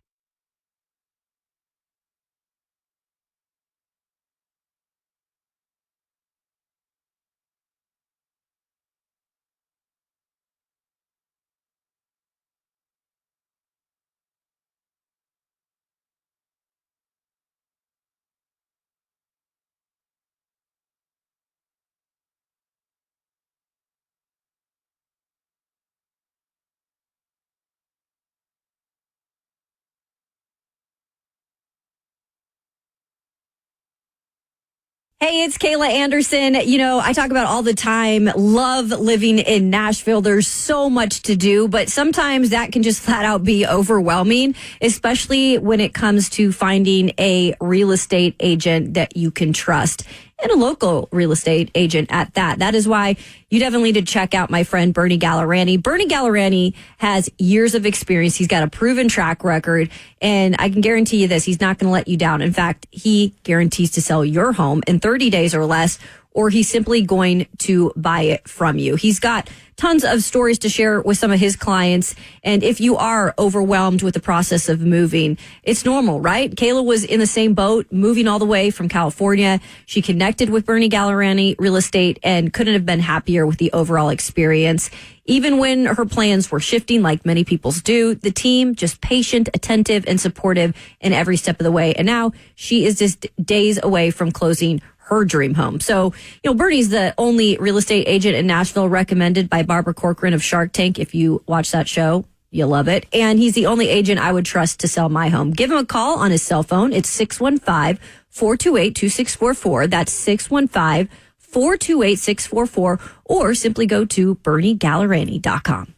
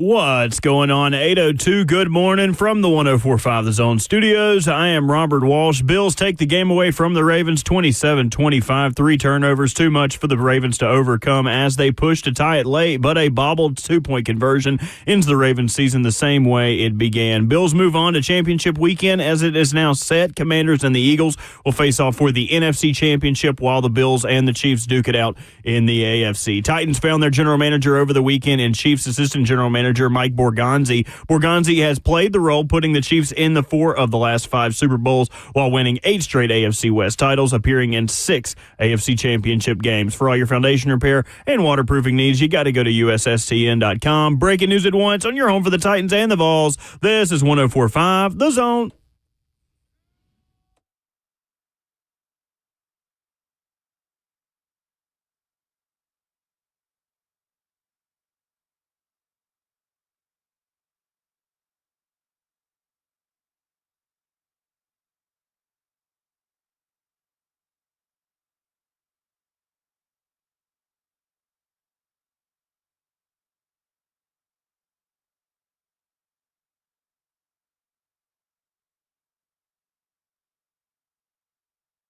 RKW rolls into our number 3 on this Monday morning. Second half of the show here already. A frigid start to your week here in beautiful Music City. 615-737-1045. No Ramon, no Kayla. They'll be back with us tomorrow. We've got Brad Hopkins, Titans legend, in the building. Myself, Will Bowling. I'm legendary in pretty much no ways. And Robert Walsh. Behind the glass, 615-737-1045. The number. Going to talk more NFL divisional round and Washington Commanders specifically. I'm curious if Washington's 2024 is the best reason why the Titans should draft a quarterback in 2025. We'll talk about that coming up here in 15 minutes. But Brad Hopkins, there is a national championship game tonight, and I feel like in this market especially, we've not given this as much attention, considering we've been searching for a GM for the Tennessee Titans. Yeah, 2 very deserved teams. I think that Notre Dame, with the way that they handled the SEC, obviously the way that they advanced to this last 2 teams standing in the first iteration of the 12-team playoff, and obviously Ohio State, that looks like a pro team, loaded with a lot of unbelievable players, Jeremiah Smith, Emeka Egbuka, these guys that have really been difference makers. Even though Smith was shut down by Texas. I mean, this is obviously a team led by a quarterback in Will Howard that does seem to be destined for the NFL. Has the right size, obviously the right ability, but so does Riley Leonard. I think Riley Leonard might be more of the running style quarterback, little slighter of frame. I think he's like 215 pounds versus 235 pounds for Will Howard, but still a playmaker. A guy with his dual threat capability could give Ohio State a lot of fits, because that seems to be the most problematic situation for the Buckeyes, which is dealing with a guy that has that toughness, that grit, but that is a better runner than he is a passer potentially. So, yeah, we'll see what happens tonight. It's going to be a good game. Certainly a very interesting game. What I know for sure is that it is one of the days where it really is not fun to be a morning show host, because these things start later and later every year. I'm becoming older and older. So Andy Staples of On 3 had an interesting column, Brad, about how tonight is kind of the end of an era as it pertains to this Ohio State team. He says this is the last relic of college football's super team era. And Andy Staples writes, this Ohio State team, win or lose, will be the last true super team. I tend to agree with him, because when you look back at how this team was created, 13 of the 22 offensive and defensive starters in this game for Ohio State were 4 or 5 star recruits who signed with them in either 2020, 2021, or 2022. So, yes, Will Howard and Caleb Downs matter. The freshman Jeremiah Smith, who you're able to bring in with NIL money and do a new age college football recruitment, all that matters. But the bones and the foundation of this Ohio State team were created with an unlevel playing field, with an Ohio State team that was built because, hey, this is Ohio State. We're one of the 5 or 6 teams that can compete at the top level of this sport for a certain period of time, along with Kirby Smart's Georgia, along with Dabo Swinney's Clemson, with Bob Stoops in Oklahoma, with, of course, Nick Saban in Alabama. This roster was built pre-NIL. And the foundation, the seniors, Tuimoloau and Sawyer, the older guys that make Ohio State, were added before the playing field was leveled in NIL.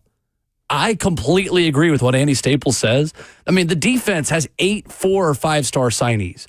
It is going to get harder and harder, Brad, to build teams like this who are old and talented, because you can no longer just stash 5 stars behind your other 5 stars.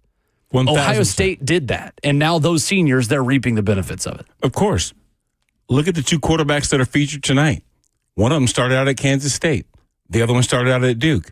In other words, the transfer portal is going to be a part of the conversation now as we put together rosters. And to see a kid commit himself for 3 and 4 years to one program sitting behind other 4 stars, when there are going to be other teams that are vying for his abilities, they won't stick around.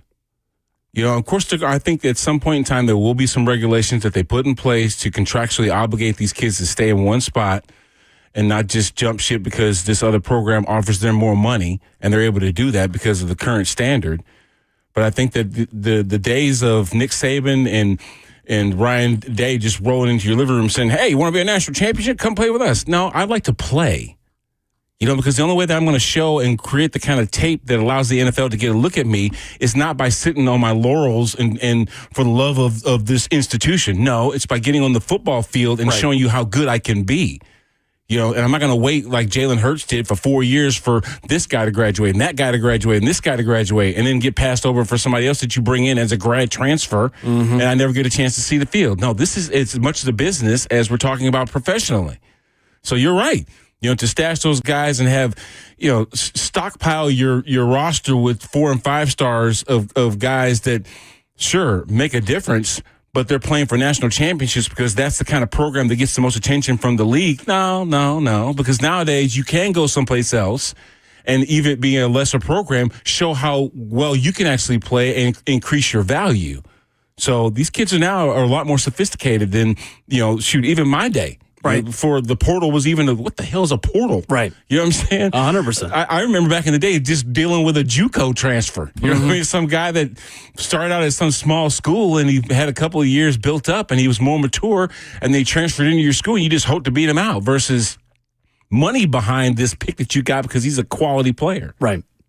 It is interesting because there are now new ways to assemble quote-unquote super teams, but more teams have the money and the resources to do it. Look at the transfer portal just this offseason and the teams now who will be in contention as top 10, top 12, top 15 teams who are way off the beaten path this past season. If you've not been paying attention, allow me to introduce you to Texas Tech as a team with major NIL funds. That's a top 3 transfer portal recruiting class in the country. Texas Tech is going to come in with major expectations next season. Look at Hugh Freeze and Auburn, who have gone way from 5 and 7 this year. There are a lot of people who think that could be a top 12, top 15 team at the beginning of next season. Not just at the end. Like, they're going to come in with those expectations of 9 wins, 10 wins. LSU has totally reloaded after really disappointing this past season, having a pathway to the SEC championship game at one point and not being able to hang around. There are more seats at the table now. And this is an Ohio State team that represents the last time that you had a significant recruiting advantage. But Brad, I think even in a bigger way, you look at the 2 edge rushers and the 2 pass rushers specifically, JT Tuimoloau and Jack Sawyer. Those 2 guys are 4-year players who have played 4 seasons at Ohio State. Yeah. Guys like that are becoming less and less popular because even if you have a great season, you are poached to go elsewhere. Hey, you were number 2 or 3 there. You can be our number 1 for a lot more money. When they were freshmen, JT Tuimoloau and Jack Sawyer both started at Ohio State in 2021. Jack Sawyer had 3 sacks. JT Tuimoloau had 2.5. Next season, you fast forward, Jack Sawyer, 4.5 sacks as a sophomore, 3.5 for JT Tuimoloau. They sat behind other guys who were legitimate studs, but they kept going in Columbus. They didn't jump ship. They didn't want immediate playing time and 8, 9, 10 sacks and get more of an opportunity. They saw it through, that is going to become rarer and rarer. This could be the end of an era in one way, at the same time as a 12-team playoff champion is crowned for the first time, which in another way is the beginning of an era. 11.5 sacks, man, JT's got this year. 5.5 in the playoffs. Those two guys are unbelievable. Seriously, it just shows you how much of a difference maker a pass rusher can be. And the matchup for the Notre Dame linemen, who, again, they had to replace 2 starting tackles from last season, including the guy that we talked about a lot going into last year's NFL draft, and Joe Alt. Yeah. Haven't missed a beat. Big Joe. That Notre Dame offensive line has been terrific this season. It's a big reason why Riley Leonard has had the success that he has had. Excited. What do you think happens tonight in that game? I mean, Ohio State's 8.5 favorite, so I mean, They are.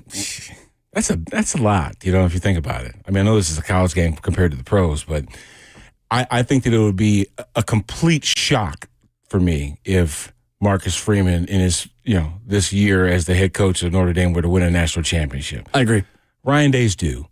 You know what I mean? He's assembled a roster. He's done enough. He's struggled enough. He's, in my opinion, got the right kind of guys to win a national championship. And I think that, this is a situation where it might be less than 8.5, but still Ohio State wins by a touchdown. I think it's Ohio State's year. I think they have reinvented themselves in a way that is now possible in the new college football playoff. Because in the 4-team era, Ohio State would have never even made it. They would have been in the Cotton Bowl.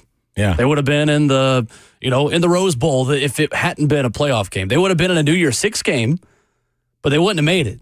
You can now reinvent yourselves and take the 20 days you're given between week 14 and the college football playoff first round and become a different team, kind of like you can in pro sports. Like my Atlanta Braves in 2021 were one of the last teams in the NL playoffs, but in professional sports, you get a clean slate and enough teams get a seat at the table that you just become championship level. You go on a run, you get hot, you hoist the trophy. Well, you can do that in college football now. Yeah. And Ohio State's done it. Totally makes sense. They have become a different team over these last 3 games. How many years do we see a 12-team playoff? One more. Yeah, one more. And then it's going to be 14. Yeah, exactly. So even more Blue Bloods get a seat at the table. Alabama would have been it. Yeah. It's the thing. We feel like this introduces more like new teams, right? It also allows the Blue Bloods more margin for error to get back in the playoff. Yeah. Which is exactly what happened, and we're probably going to get a national championship because of it. You just don't have to be perfect during the regular season. At least at some point in time, you might shoot yourself in the foot or stub your toe or whatever else, but you still have an opportunity with 14 teams potentially in the next couple of years to vie for a national championship, to get in and put that mistake behind you and show you how relevant they are.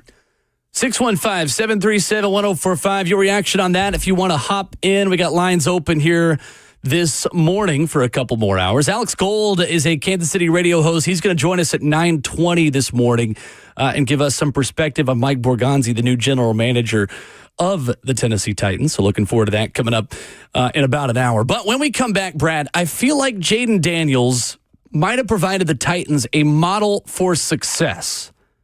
We're going to make the comparison of 2024 offseason Washington to 2025 offseason Titans now that Washington is playing for the NFC Championship game. That's next.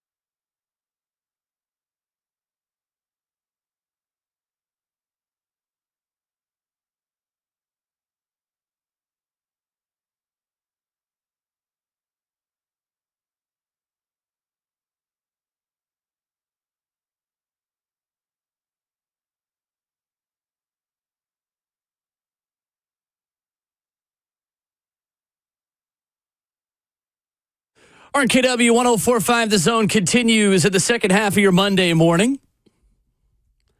615-737-1045. National championship game tonight. Divisional round football in the rear view and a new GM hire that has been made officially in Nashville on Friday. There is lots to discuss with myself, Will Bowling, Brad Hopkins.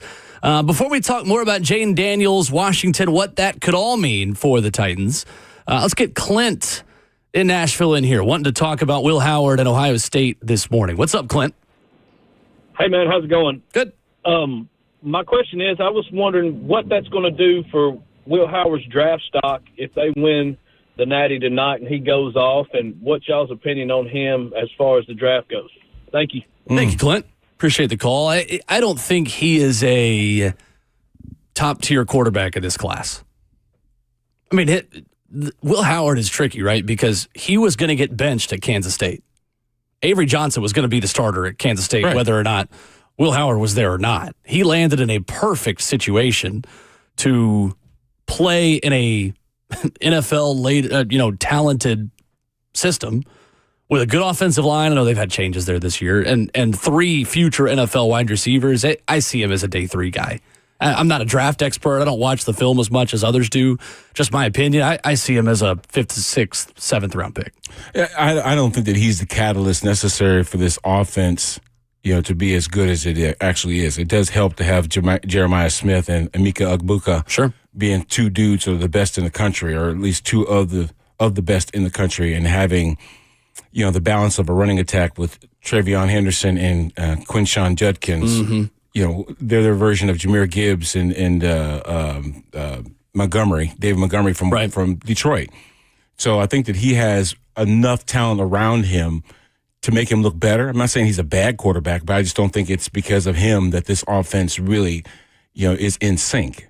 He's just a part of the puzzle. I mean, he's got good size. Obviously spins a good enough rock to be competitive, but it will be obvious if it's him being the reason why this offense works. In other words, if he moves around the pocket, avoids a pass rush, does all these things well enough to really put the spotlight on him, then that's one thing. But, you can't dispute the fact that he's got some really talented guys around him that make him better. 100%. And giving more insight to people who are draft experts, Field Yates, Matt Miller, Jordan Reed, and Mel Kiper all gave their top 5 quarterbacks 4 days ago at ESPN.com. None of them had Will Howard as a top 5 QB in this class. Obviously, those things can change, and we're at the beginning of the process.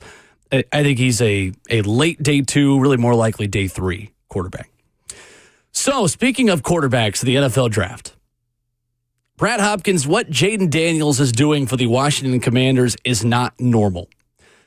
On Saturday night, this is a crazy stat, he became the first rookie quarterback to win multiple playoff games despite his team's defense not being a top 3 scoring defense in the NFL. That is a first in the National Football League. The only other quarterbacks to win 2+ playoff games as rookies had top 3 defenses in the NFL that season. Mark Sanchez in 2009, Joe Flacco in 2008, Brock Purdy in 2022. So this is not a rookie quarterback in Jayden Daniels being carried by an excellent defense. This is Jayden Daniels carrying a kind of so-so defense all the way to the NFC Championship game. 45-31, they get the win. They score 31 points in the first half. Jayden Daniels, 271 combined rushing and passing yards, the most in a first half of a playoff game since Tom Brady in the Super Bowl against the Eagles had 282. Is Jayden Daniels, Brad Hopkins, enough reasoning for the Titans to take a quarterback at number 1 in the NFL draft this year? Yeah, but you'd expect that quarterback to be Jayden Daniels. And you just already mentioned that Jayden Daniels ain't in this draft. So I don't think that that's, the model. Sure, it would be if you're seeing a guy that's been extraordinary in this position, to say, hey, look, that's the way we need to do it. We need to get that guy. Well, that guy isn't in this year's draft. Jayden Daniels is thrown for 3,500 yards, 25 touchdowns versus 9 picks. He's got a 1,000-yard receiver in Terry McLaurin, and better yet, his tight end has 654 yards, which means he can get himself out of trouble by taking what the defense gives him. I think whenever you have your tight end be that much of a go-to guy, that means that, sure, you're not too greedy to try and always look at the go routes, those nines, and say, hey, look, I got an explosive play down the sideline here. I'm going to wait and let this thing happen, then take a sack or throw it into coverage, something like that. He'll basically check it down if need be and let even Zach Ertz, I say even Zach Ertz, he's not the best tight end in the game, but he's very serviceable this year, second leading receiver on the team. So I think he's smart enough, he's confident enough to make a difference. But wouldn't you expect, if that's the model, to have the guy have that same feel? Does Shador give you that same kind of Jaden Daniels feel? Does Will Howard give you that Jaden Daniels feel? Cam Ward? I don't think so. Cam Ward is probably, as a prospect, the most similar to Jaden Daniels. Jaden winning the Heisman. I think he had more rushing touchdowns as a quarterback than anybody this year, or in college when he was playing. Sure. He checks off so many boxes. And the guy, he has a very Lamar Jackson feel to him because he's slippery. He's a great ball carrier, and he can avoid the big hit. That's the biggest thing, because he ain't a thick dude. You know what I mean? I think if he got a good lick on him, he might be out for a little bit, right?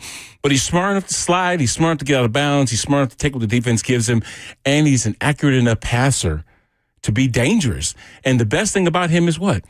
His confidence. He steps on that field thinking, I don't care who's on the other side of the football field. I'm the best quarterback out here. Yeah, there's a swagger to Jaden Daniels that you either have or you don't. Period. So what has separated him from a lot of his counterparts? And we just got this question on YouTube that reads, what are the primary reasons why Jaden Daniels has been successful and Caleb Williams, Anthony Richardson, and Bryce Young haven't? I think it's because the guys that are around Jaden Daniels believe that Jaden Daniels is the dude. In other words, they play at a level knowing that they have an opportunity to win because of him being in the huddle. I think there might be some still question marks about those other guys. Maybe those other guys like Caleb Williams dealing with his offense, his roster, they're all still trying to figure it out. Like, where's the winning going to come from? But I think in Washington, even the fan base itself feels that when Jaden Daniels is healthy and in the lineup and under center, that this team has a chance to win. And if your team backs you and they feel that same kind of confidence, then they go out there and they perform at that level. Taylor H. writes on YouTube, Jaden Daniels was not good at avoiding hits at LSU. That is a development of his since being drafted. I'd say that's fair. Sure. Something that he's improved on. I think the challenge now, Brad, and what the Titans can't do is make Jaden Daniels equivalent to either Cam Ward or Shador Sanders. What Jaden Daniels is doing is a once-in-a-generation type of rookie quarterback run.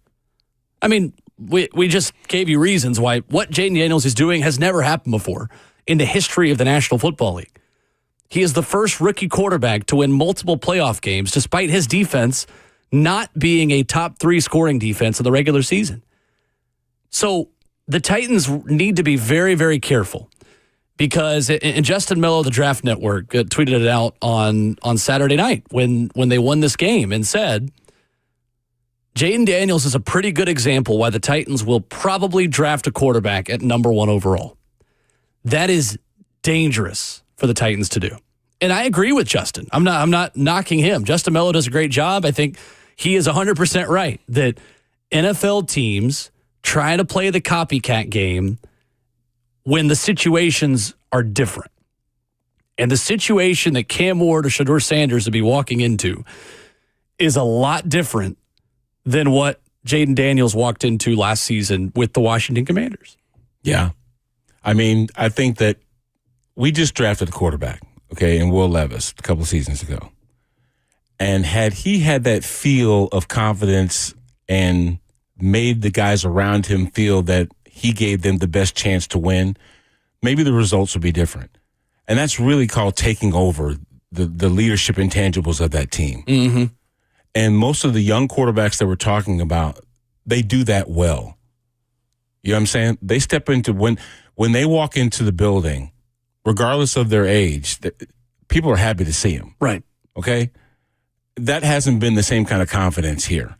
People don't look at Will and be like, oh, man, Will Levis is in the building. We got it. We're on. No, people are still scratching their heads about, where the winning is going to come from, who's going to take the reins of this team. So right now, it's a leaderless team. Mm-hmm. And that's something that doesn't exist in these teams that are now playing for a championship.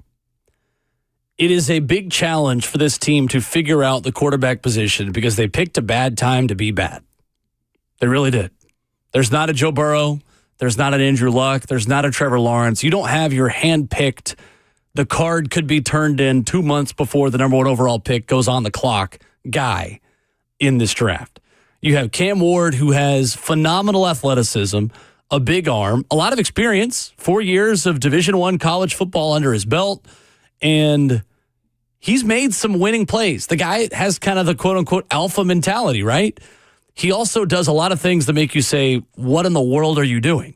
And he does a lot of the things that Will Levis does, right? I think it's the challenge that this fan base could pivot from Will Levis, who does a lot of really not smart things with a football in his hand, to Cam Ward, who makes a lot of the same mistakes. And you put Cam Ward behind this offensive line with these weapons and a group of players that, although will be bolstered by free agency, will be totally new to each other and new to the city with a new general manager and a head coach that is only 1 year in the job and didn't inspire a ton of confidence. This could go from bad to even worse if that quarterback is thrown to the wolves and fails behind that group of performers around him. I'm just saying, and it does sound narcissistic coming from a former left tackle, but if you address the trenches on either side of the football, protection and pass rush, now you got something, because I'm not scared of a quarterback beating me. I'm not. But what I would be scared of is a guy that can actually beat good offensive linemen. Mm-hmm. Look at Jared Verse from the Rams. Look at guys that, even in their first, second year are difference makers. Your boy Micah Parsons down there in Houston or down in Dallas. If you got a guy that people are concerned about, the Watt boys, the Bosa boys, dudes that, hey, I've got to have tight ends at the end of the line here. I've got to have running backs chipping on the way out. I've really got to take care of making sure that my quarterback has an opportunity to do his job, because in the end, they all throw pretty balls. You know what I'm saying? They all have pretty good ideas of where to go with it, because if you take the pass rush out, it's called 7-on-7. And what quarterback looks bad in 7-on-7? It's hard to.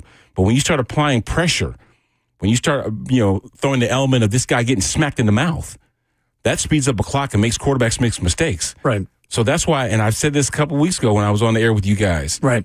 Abdul Carter is the best pass rusher in this draft. And when you say first round pick, first of the first rounders, mm-hmm. This guy makes sense. He does. Because the last time we did something like that, it was a linebacker converted to end named Javon Curse. And when you can make linemen jump off sides, and when you can beat double, you being double teamed and get in the backfield and be harassing, then the quarterback stop looking at the routes and they start looking at the rush, wondering where the hell this guy's coming from. And that's where this game is a physical game that no matter how good you are, you're always thinking about where's that next shot coming from. And if that's the guy that's delivering it consistently, we need to take care of this dude here on the end, right, instead of worrying about what routes we're running. Right. C. Rich on YouTube says, I think you guys are overthinking this, too cautious to not take a quarterback. Yeah, I put it this way. There's not, in my opinion, there are a couple of free agent quarterbacks potentially, or even backup quarterbacks that are better than this class of quarterbacks. I agree. And you can find somebody that wants to get paid a little bit and be this year's Sam Darnold until the playoffs, and right. and be that guy that in a second lease of life has put the mistakes that his first part of his career that doesn't make him a consistent starter, doesn't make him the face of a franchise, mm-hmm. and give him another opportunity, and he will beat out a rookie from this year. He adds on YouTube, it's going to take 20 years for everything to be perfect and line up perfectly for us to even be in position to draft a quarterback. Ask Pittsburgh how that went with Kenny Pickett. Right? Pittsburgh was finally bad enough to be in position, and they felt like they lucked into it. Hey, look, number one quarterback in this draft is going to fall to us. Didn't last long, did it? And the analogy I gave a couple weeks ago, Brad, that I'll bring back up again. If you go into two different classrooms at a high school hallway and take the smartest kid out of two different classrooms, you could be getting a much different caliber of student. If you walk into the AP calculus classroom and take the smartest kid, you could probably be getting the valedictorian. You could get Joe Burrow. You could get the number one guy out of this class. Man, this is a great class. You guys are learning real stuff. I don't understand anything you're putting on this whiteboard. Or you could walk down the hall to pre-algebra and you take the smartest kid out of the class of students that maybe are better at English and in history than they are at math. Well, but you got the smartest kid out of the classroom, right? You're taking the smartest guy out of this group of people. Well, that group of people isn't as good at what you are asking them to do. Yep. Taking E.J. Manuel or Geno Smith in 2013 is a lot different from being able to take Joe Burrow a couple years down the road or being able to take Trevor Lawrence years down the road. And when Mike Borgonzi and the Chiefs were given that opportunity to take E.J. Manuel or Geno Smith at the top of the 2013 draft, they said, nah, we'll go with Eric Fisher. And then when the stars aligned again, I get it, Patrick Mahomes do not grow on trees, but they drafted Patrick Mahomes, put him behind the veteran quarterback they signed when they had the number one overall pick, sat him for a year, and all of a sudden, there he is. The greatest quarterback maybe of all time. I get it. You're not going to find Patrick Mahomes. I know a lot of you like Arch Manning. You want him to be the guy already because of his last name. He's not Patrick Mahomes. Nobody is Patrick Mahomes. That's an unrealistic expectation. I get it. But this idea that you're never going to be able to find a quarterback again, to me, is short-sighted and too reactionary. And be clear, no one thought when they took Patrick Mahomes at number 10 that he was going to be the guy that he is today. Nobody knew that. Mm-hmm. Nobody was sitting there saying, oh, my God, we got Patrick Mahomes at number 10. We are going to be a dynasty for years to come. They were saying, oh, we got Patrick Mahomes. He sat behind Alex Smith because he needed to sit behind Alex Smith. And, of course, then ultimately it started coming to the point where, hey, look, we're not winning enough ball games with Alex. We traded for the guy coming in from San Francisco. Let's go ahead and ship him off to Washington, and we'll go ahead and put Patrick Mahomes in and see how this thing goes. Mm-hmm. Well, good thing enough that Andy Reid had a culture built and enough dudes that him and John Dorsey put on that roster to make it relevant to where Patrick Mahomes to then grow into the Patrick Mahomes that we see today. Right. Joey on YouTube says, you're comparing Kenny Pickett to Ward, lazy and uneducated. Watch ball. Wow. Well, that was the last time a number one quarterback in a draft class was seen as a fringe first-round prospect. So, yeah, that's actually the perfect comparison to make. I'm not saying they're the same prospects. Kenny Pickett and Cam Ward have extremely different skill sets, but Tom Pelissero said it 2 weeks ago. There are many scouts who believe that Shedeur Sanders isn't even a first-round caliber player, that Cam Ward is not even he mentions Sanders specifically, but you read any kind of stuff out there, there is a lot of opinion out there from people in the NFL world that neither of those guys are first-round talents. So, yeah, that's the exact comparison you make with Kenny Pickett. 615-737-1045, open for your reaction. Does Jaden Daniels encourage you to take a quarterback? Your thoughts on that? Plus, a court storming down the road. We'll tip our cap. Vanderbilt knocking off Tennessee. Big weekend to be a Commodore. That's next.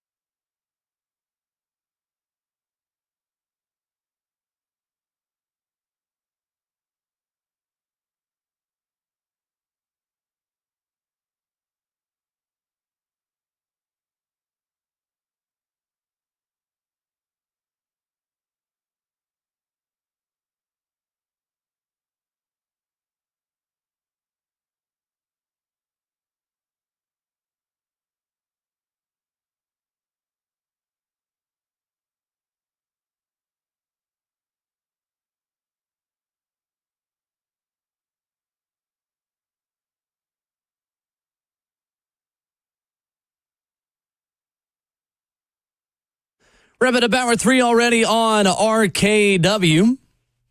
Brad Hopkins and Will Bowling, 615-737-1045 is our number. Open for your reaction on Cam Ward, Shedeur Sanders, and maybe them being the next Jaden Daniels here in Nashville. Brad, do you have a preferred QB prospect among those two, Ward and Sanders?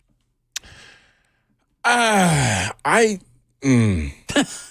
doesn't exactly inspire much confidence. I like Ward's experience. I'm just not a Shedeur fan. Really? Just not. Why not? I don't like flash. Okay.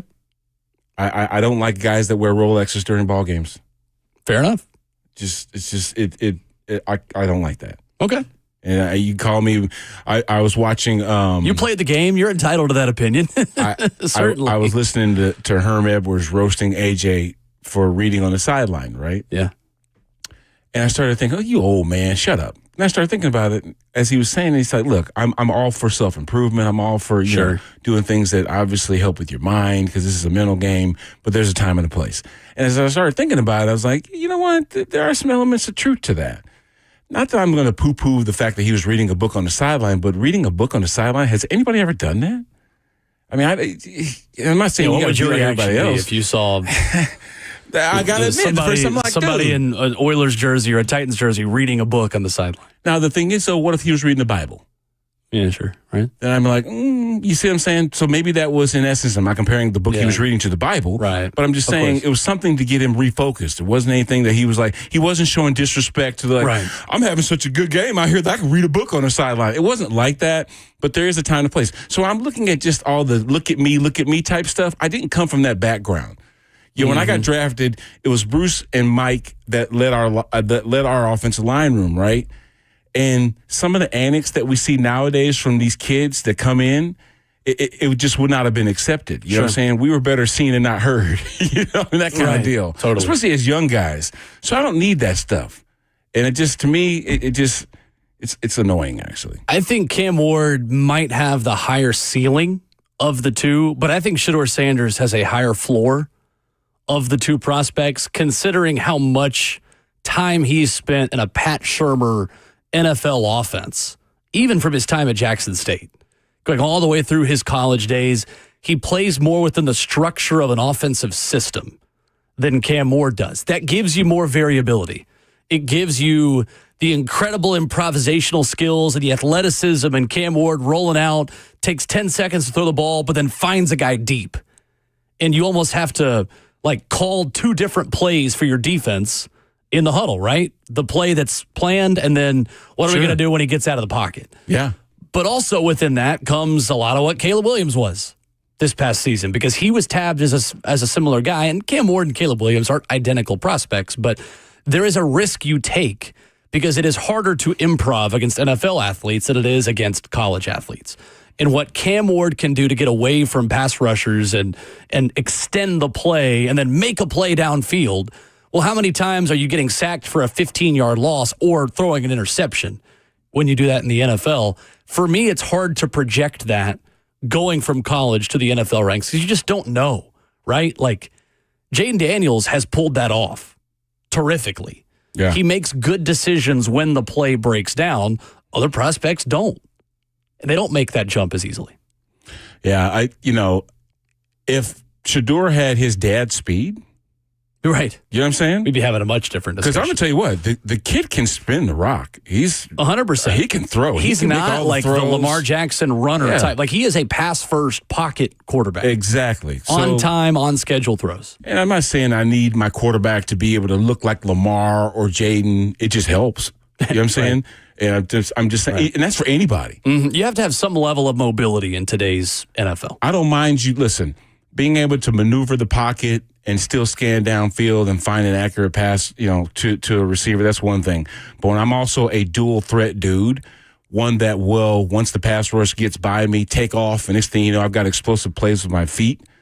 To me, that's harder for the defense to deal with, and I just don't think that's Shedeur. You know what I'm saying? I think Shedeur is a guy that can manipulate a pocket. He can do all the things, make all the throws. But when it comes to being in open field and getting down there and getting going, hey, I think there's something left to be desired.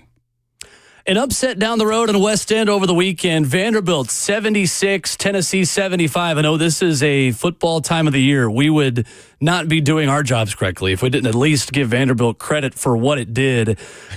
Making Tennessee's defense look the way that it did, major credit to A.J. Hogard, to Jason Edwards, to Mark Byington, who has significantly upgraded that basketball program in a really short amount of time. Vanderbilt, the run they went on in that second half, even late first half, Tennessee was in control of this game, up 26-21. Zakai Ziegler gets a stupid second foul, fouling a three-point shooter again, which is becoming a problem for him and a problem for Tennessee. And the run Vanderbilt went on after that, too much for Tennessee to overcome, a 20-9 run, a heartbreaker for the Vols and the local Nashville product, and Chaz Lanier, who said he had 60 to 70 family and friends in the building, missing the free throw with 4.6 seconds left to fall. It was Vandy's weekend. The men and the women beat Tennessee by 1 on back-to-back days in Memorial Gym, and that place sounded like the way Memorial Gym is supposed to be all weekend, and that is good for college basketball in this state. The same issues that plagued Tennessee playing Florida were the same issues, in my opinion. Physicality in the paint, being out-rebounded. Vanderbilt out-rebounded the Vols 29-25. Yep. That just comes down to being physical. Yep. You know what I'm saying? That just comes down to, because Tennessee had the size advantage over Vanderbilt, but yet they still got outworked in the paint. And Jalen Carey, 14 points, 10 boards, was a big part of that for Vandy, too. And I do feel sad for, dude missing the free throw that could have, helped them in that last second with 2 seconds left on the clock. I'm not going to say it was Mark Andrews-esque, but it was, clank. You don't want to hear that. You know what I mean? It's just, you needed that shot. Mm-hmm. You needed that free throw to keep your hopes alive and things like that. And, I did say keep hope alive on Martin Luther King Day. So throwing that in there. That's right. But you see, that's right. And you know what, Will? I got to give you credit for giving Vandy their roses. Of course, you have to. Like, it's not where I went to school has nothing to do with the analysis of that game. It was a January basketball game that felt like March. It's a rivalry that's been dormant under Jerry Stackhouse, who, aside from one buzzer beater, 2 years ago, could never touch Rick Barnes in Tennessee. Mark Byington beat Rick Barnes in his first try. I mean, that is an NCAA tournament team that Vanderbilt has, and that rivalry is back. Tennessee-Vanderbilt as a rivalry has been totally dead. I mean, Zakai Ziegler said it after last season's game. He said, it just didn't even feel like a road game. It felt like a road game over the weekend. Yeah, Tennessee had as many fans as Vanderbilt did, but the student section of Vanderbilt deserves major, major credit. The rest of you need to show up better for your team, but the students at Vanderbilt deserve a ton of credit for making that a hostile environment and being louder than the majority orange crowd that was there, because let's face it, I mean, there are more Tennessee fans in Nashville. Like, broadcasters always do this thing like, oh, the Tennessee fans made the trip to Nashville. No, they all live here. Like, it's not, I'm sure some did, exactly. But like we also all live here. Yeah, it wasn't like Knoxville just came rolling down I-40. Right. No, it's like, I mean, I'm sure some people did, but like, we live here. Yeah. It's not that deep. But anyway, credit to Vanderbilt, credit to Mark Byington for making Vanderbilt a legit NCAA tournament team immediately. No small feat. Shades of Kevin Stallings. Honestly. 2-1 against Rick Barnes.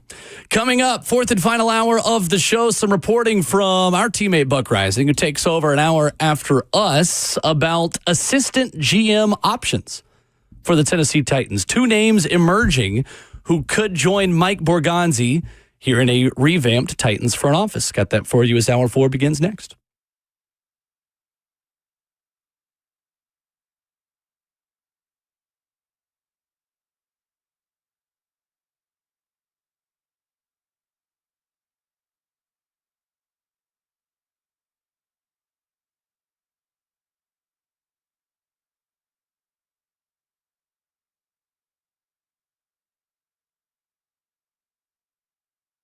Hey, it's Will Bowling. If you've been out there looking for a car, you see the words buy here, pay here, and maybe that comes with certain reputations, right? You're thinking, maybe that's not a place I want to go. Well, I'm here to tell you there is one place that you can go. That is Nolensville Road Automart. These are the folks that I trust if you are looking for that new vehicle. They have got a ton of options for you, and they're different for a few simple reasons. They've been doing business in Nashville for 61 years, and like me, they are Nashville natives that sell clean title cars under 12 grand. And they got options for you. If you're new in town, you need a place to trust, they have got you. Maybe you're looking for that first car for a 16-year-old you're putting out on the road for the first time.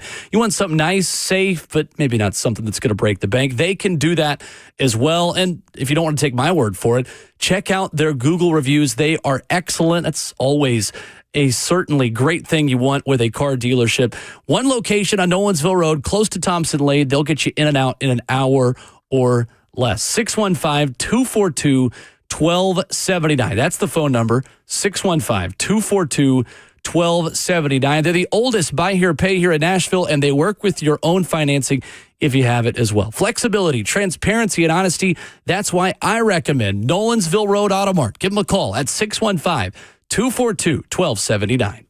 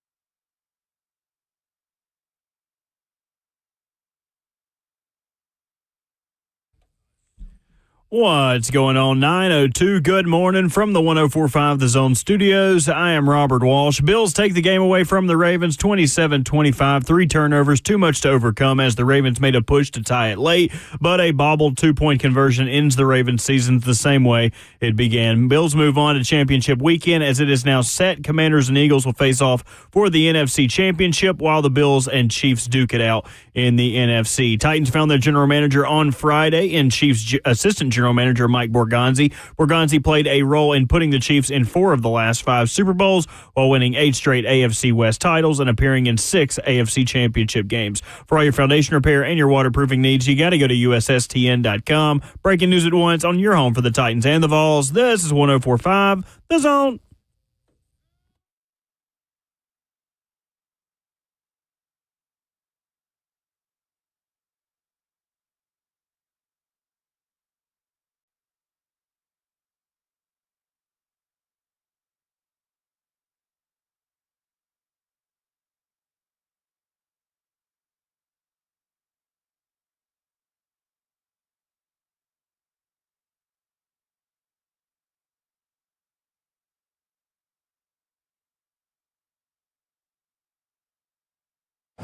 Nine a.m., fourth and final hour here already, kicking off a brand new week on 104.5 The Zone, 615-737-1045. Brad Hopkins and Will Bowling hanging out with you for 60 more minutes before the Buck Rising Show takes over. Robert Walsh is behind the glass. Ramon Foster and Kayla Anderson both on vacation today. They will be back with us tomorrow. Mike Borgonzi is the GM of the Tennessee Titans as of Friday around middle of the day. We had been off air for a couple of hours, of course, when it happened. Alex Gold is on 96.5 The Fan in Kansas City, and he's going to join us in 15 minutes to add more insight into who the Titans are getting in their new GM, coming from the Kansas City Chiefs.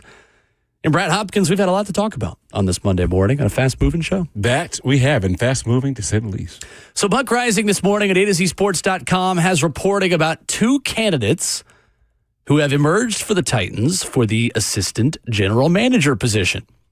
Dave Ziegler, the first name to keep an eye on. Albert Breer of SI.com went as far to say that he expected Ziegler to be not far behind Borgonzi here in Nashville. So Albert Breer confirming what Buck has written this morning. He has been with the New Orleans Saints for the last year as a personnel advisor after being fired as the GM of the Raiders.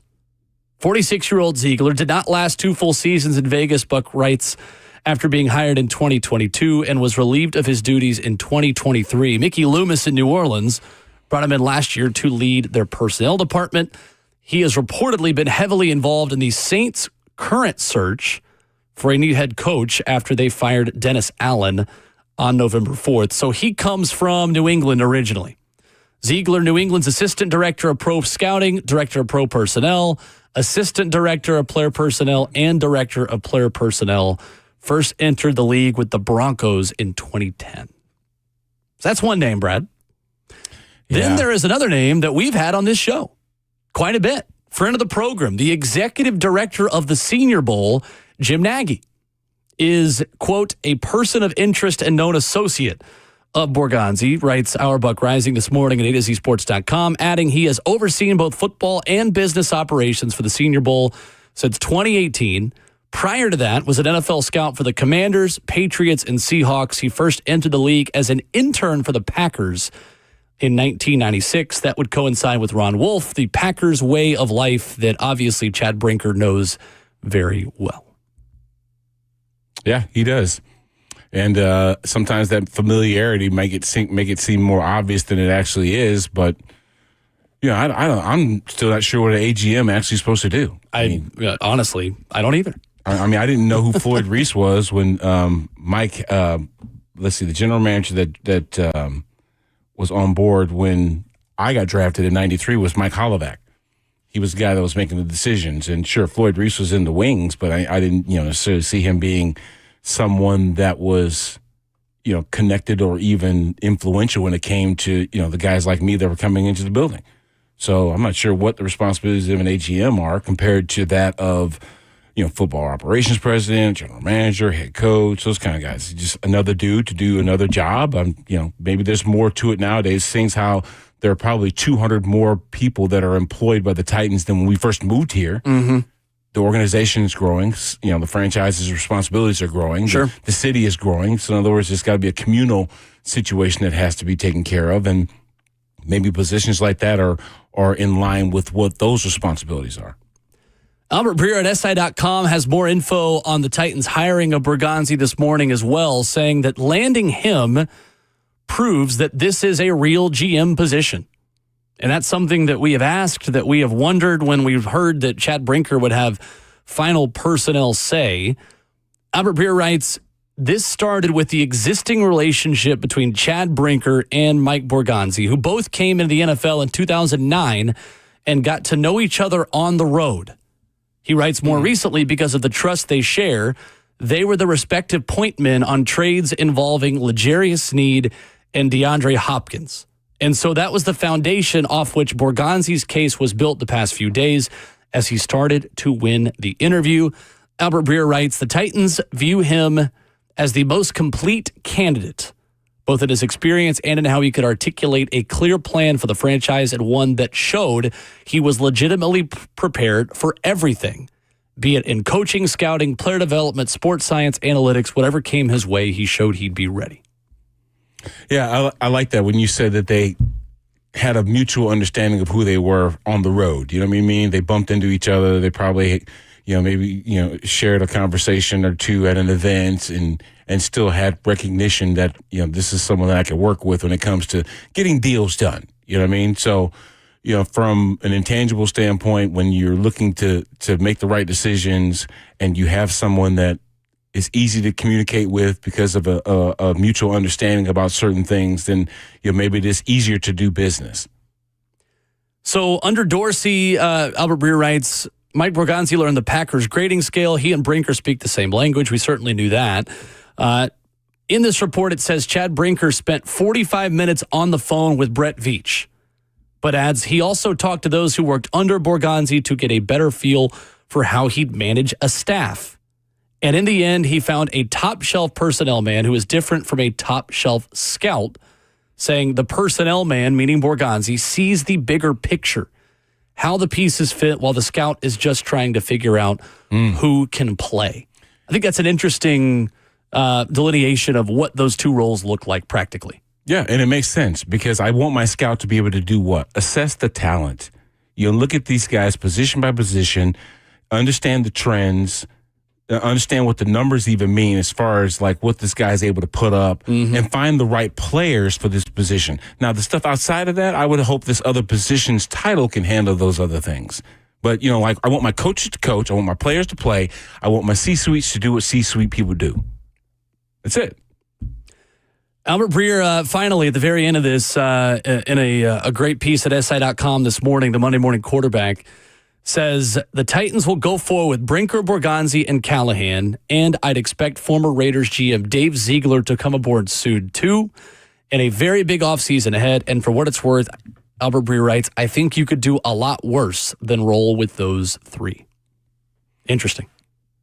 Okay, so we'll see. Comparison from Albert Breer as well from Mike Borgonzi to the star of this NFL GM cycle this time last year, and Adam Peters, San Francisco executive who became the GM of the Commanders and was brought into the league by Scott Pioli, Packers guy who brought in Mike Borgonzi into the league as well and into Kansas City. Did anybody give Brett Veach the credit for the Chiefs dynasty right now? Probably not enough, to be honest with you. I'm just saying most of the focus goes on players and coaches. Mahomes and Reed. And Kelsey, for that matter. I don't see anyone that says, man, this is a Super Bowl contending team. Good thing they got that general manager in there. Now, it probably gets more attention when the team isn't doing what it's supposed to do, when you are not constantly getting the right guys in there or hiring the right coaches. Then it might seem like that falls at your feet. But it's almost like the GM is a quarterback himself. He gets too much of the credit or too much of the blame, but maybe in this instance, not enough of the credit if there were to be situations like with Kansas City. Because Totally. even though Brett Veach and John Dorsey did a great job of, since 2013, helping this team be recognized as one of the best run organizations, and the results prove that, no one's saying that, hey, it's because of these two guys, it's because of their front office that they're now winning the AFC West for 9 straight times. Sure. It doesn't go that way. It is crazy because statistically, the Kansas City Chiefs are an elite defense paired with a mediocre offense. They just are. Yet, because they have Patrick Mahomes, they have this X factor, right? That further encourages us to still view them the same way they were in 2022, and that was the number one offense, both scoring and yardage-wise. And they started this run, and they won the Super Bowl in 2022, and were 14-3. At the end of the season, but that's the number 15 scoring offense, the number 4 scoring defense. That happens because Brett Veach, Mike Borgonzi, and that entire front office has put together championship-level defenses on the cheap with day 2 and 3 selections all across the board, from Nick Bolton at linebacker to Trent McDuffie to L'Jarius Sneed, who obviously became a Titan this past season. Yeah.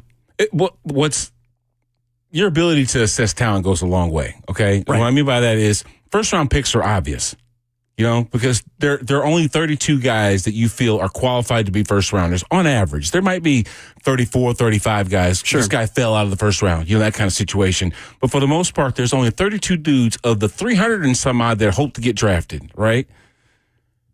Where you really make your hay is drafting guys in the middle round that play like first-rounders. Travis Kelce, by example. Those kind of guys that people passed on for 2 and 3 times as they had chances to pick, and all of a sudden that guy turned into something. You didn't see him coming out of college as a dude that was going to be, beating Tony Gonzalez for records or challenging Jerry Rice for receptions, that kind of stuff. You didn't see that, or you wouldn't have taken him in the 3rd round. You'd have taken him first. But guys like that and people that can assess that kind of talent or see the vision for them in the future, that's where you really make a difference. Right. And you got to really do your homework and understand what you're looking at when you can find those guys, because that's where the draft is made. Because guess what? If it weren't that way, then all you do is take 32 dudes and call it a draft. Right? Yep. No, but you have 2nd, 3rd, 4th, 5th, 6th, and 7th rounders that would hope to complete a roster. And then some people in there either fill in for the guys that get hurt because they weren't originally starters, or have somehow shown you that you missed the mark and that guy was a lot better than you thought he was. Right. Coming up next, we will dive deeper into the Kansas City background, and a great time to continue this conversation with Alex Gold, radio host on 96.5 The Fan in Kansas City. What Borgonzi's reputation is among Kansas City Chiefs fans and media. How involved was he, too, in the Patrick Mahomes pick? We'll find out more with Alex Gold coming up next.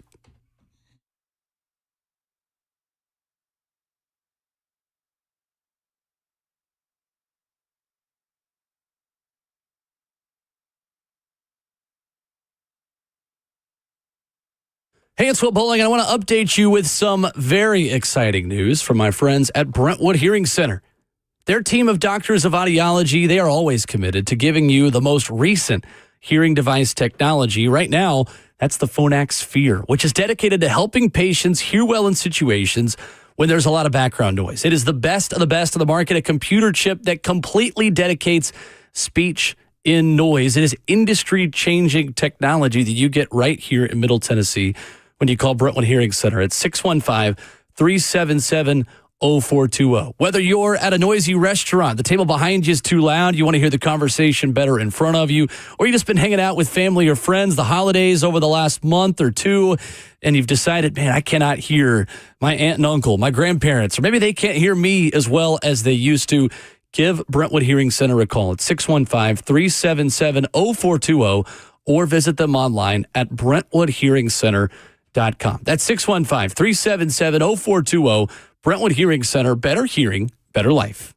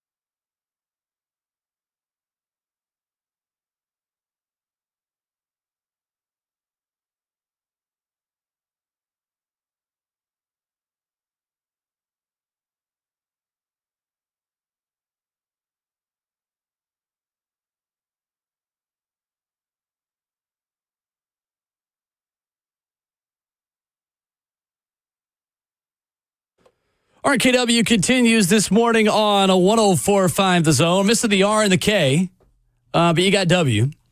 Ramon Foster, Kayla Anderson with the morning off. Will Bowling, Brad Hopkins hanging out with you as we continue to discuss Mike Borgonzi and the Tennessee Titans. Joining us to do exactly that, he is the host of Cody and Gold and That Betting Show on the Fan at 96.5 in Kansas City. Alex Gold, kind enough to give us a few minutes and more perspective on Mike Borgonzi. Alex, good morning. How are you? I'm doing great, guys. Good morning to all of you. We're doing good in KC, obviously. Everybody, you're gearing up for a 7th straight AFC title game. I laugh saying that because it's just ridiculous at this point, honestly. Well, Alex, we were laughing earlier in the show that the amazing trivia question that probably our market and your market are the only ones that could say it immediately is who was the last head coach and quarterback to not let the Chiefs get to the conference championship game, which was Mike Mularkey and Marcus Mariota here in Nashville. So our franchises, they've been very connected for a long time, haven't they? You know, the Mariota play is one that people here will talk about forever as well. Like, It's weird. Like, you know, there was a lot of wounds from the past. Obviously, it feels a heck of a lot better now. But that's an all-timer, man. That was an all-time play that just disgusted Chiefs fans, that's for sure. Hey, Alex, before we get into the minutia of what happened just over the weekend, I got to admit, man, I watched Holiday Touchdown, a Chiefs love story, on the Hallmark Channel. I kid you not. It wasn't my intention, but right after Thanksgiving, my wife turns it on the Hallmark Channel, and we've got to watch all the Christmas specials, the love stories, all the way up until, and to find out that you were a part of that whole deal. And Santa ended up having to give back the hat, so that way so the Chiefs could continue to win. Look, you know what? I'm glad you watched it. You know, it's your typical Hallmark movie, man. It's a Hallmark movie. I joked because with our co-host that I have here, we all applied to be in the movie as extras, and for whatever reason, I was the only one picked. And so we basically, it was filmed back in July, and so, you know, they're trying to make it look like a Christmas movie. So I'm out there, I'm wearing jeans and a peak coat and all this. It's 98 degrees. We're just sweating all day. And I think I was in the movie like half my face for about a second and a half. My car was in the movie. They asked me to park my car in front of one of the restaurants. I think my car was in it more than I was. So it was fun, though. I love it. I love it. Alex Gold, our guest from 96.5 The Fan in Kansas City. So, Alex, Mike Borgonzi, the assistant GM for you guys and a guy who's been under a lot of general managers, a lot of different regimes in Kansas City. We know his resume. We know the bullet points. Beyond the surface level, what is Mike Borgonzi's reputation like in Kansas City? So you guys know how this works with GMs, right? I mean, who gets credit and all that? It's always going to be the GM of record. It's why here there's a debate about, you know, John Dorsey was technically the guy that drafted Patrick Mahomes, but most fans here give Brett Veach or try to give Brett Veach the credit because he's now the GM, and there's plenty of stories that he was heavily involved in the process. Well, I think the same thing could be said here with Mike Borgonzi. Over the last 8 years or so that Brett Veach has been the general manager, you go and look at some of these draft classes in particular that the Chiefs have had. Yeah, Brett Veach is the GM of record. He's going to get credit, but there's no doubt Mike Borgonzi was his right-hand man throughout this entire process. Now, there's been some other individuals that were certainly pretty close in these discussions, and whether it was contracts, whether it was player personnel, guys like Ryan Poles who made their way to Chicago, or Chris Ballard, of course, is in Indy, or Brant Tillis last year left kind of this circle that Brett Veach and the Chiefs established, and now he's out in Carolina. So Borgonzi's been heavily involved in these decisions.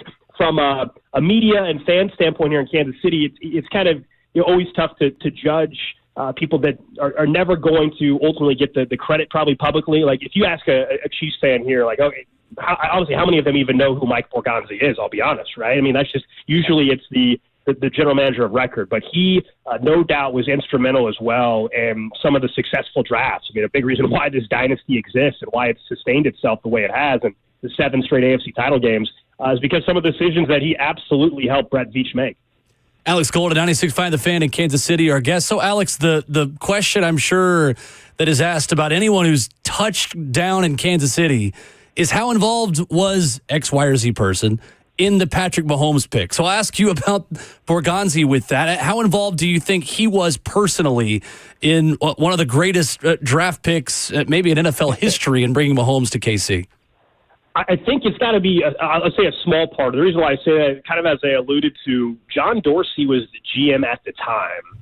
And you think about how that played out, and he was so successful in evaluation. Ultimately, what cost him was his inability to manage the cap properly. But he was responsible for Mahomes and Kelsey and Chris Jones. Brett Veach was there, was a huge push for Patrick Mahomes, but he doesn't ultimately get the full-blown credit because he wasn't the GM of record. So then if I'm going to go even further down the list to get to someone like Mike Borgonzi, was he involved? Did he have input? I'm sure.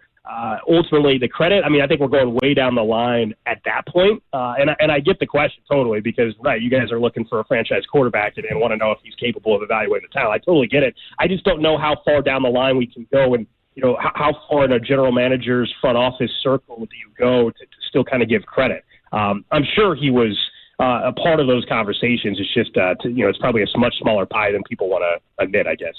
Okay, so looking at it, from a detailed standpoint, Borgonzi and Veach were both co-directors of player personnel, Alex.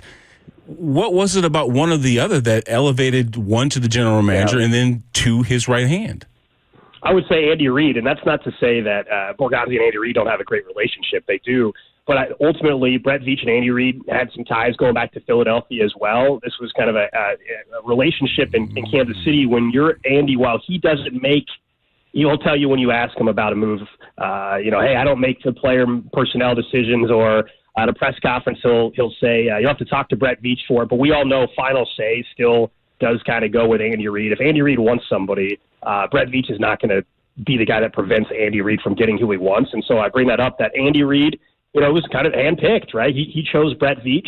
I think a lot of it just goes back to their relationship. It was kind of more his guy, whereas Mike Borgonzi has been with the Chiefs organization, or had been with the organization for 16 years, I guess it has been at this point. So it goes back pre-Andy Reid. So I think it's just the comfort level and prior relationship that ultimately was that decision. Okay, so the power structure in Kansas City was Clark Hunt being the chairman and CEO, Mark Donovan is the president, Brett Veach, and then, of course, there was Mike Borgonzi. If we're trying to create similar lanes here, Chad Brinker was the one that actually hired Mike Borgonzi. Obviously, Amy Adams Strunk, the legacy of Bud Adams, is the president here. Obviously, the one that's running the show.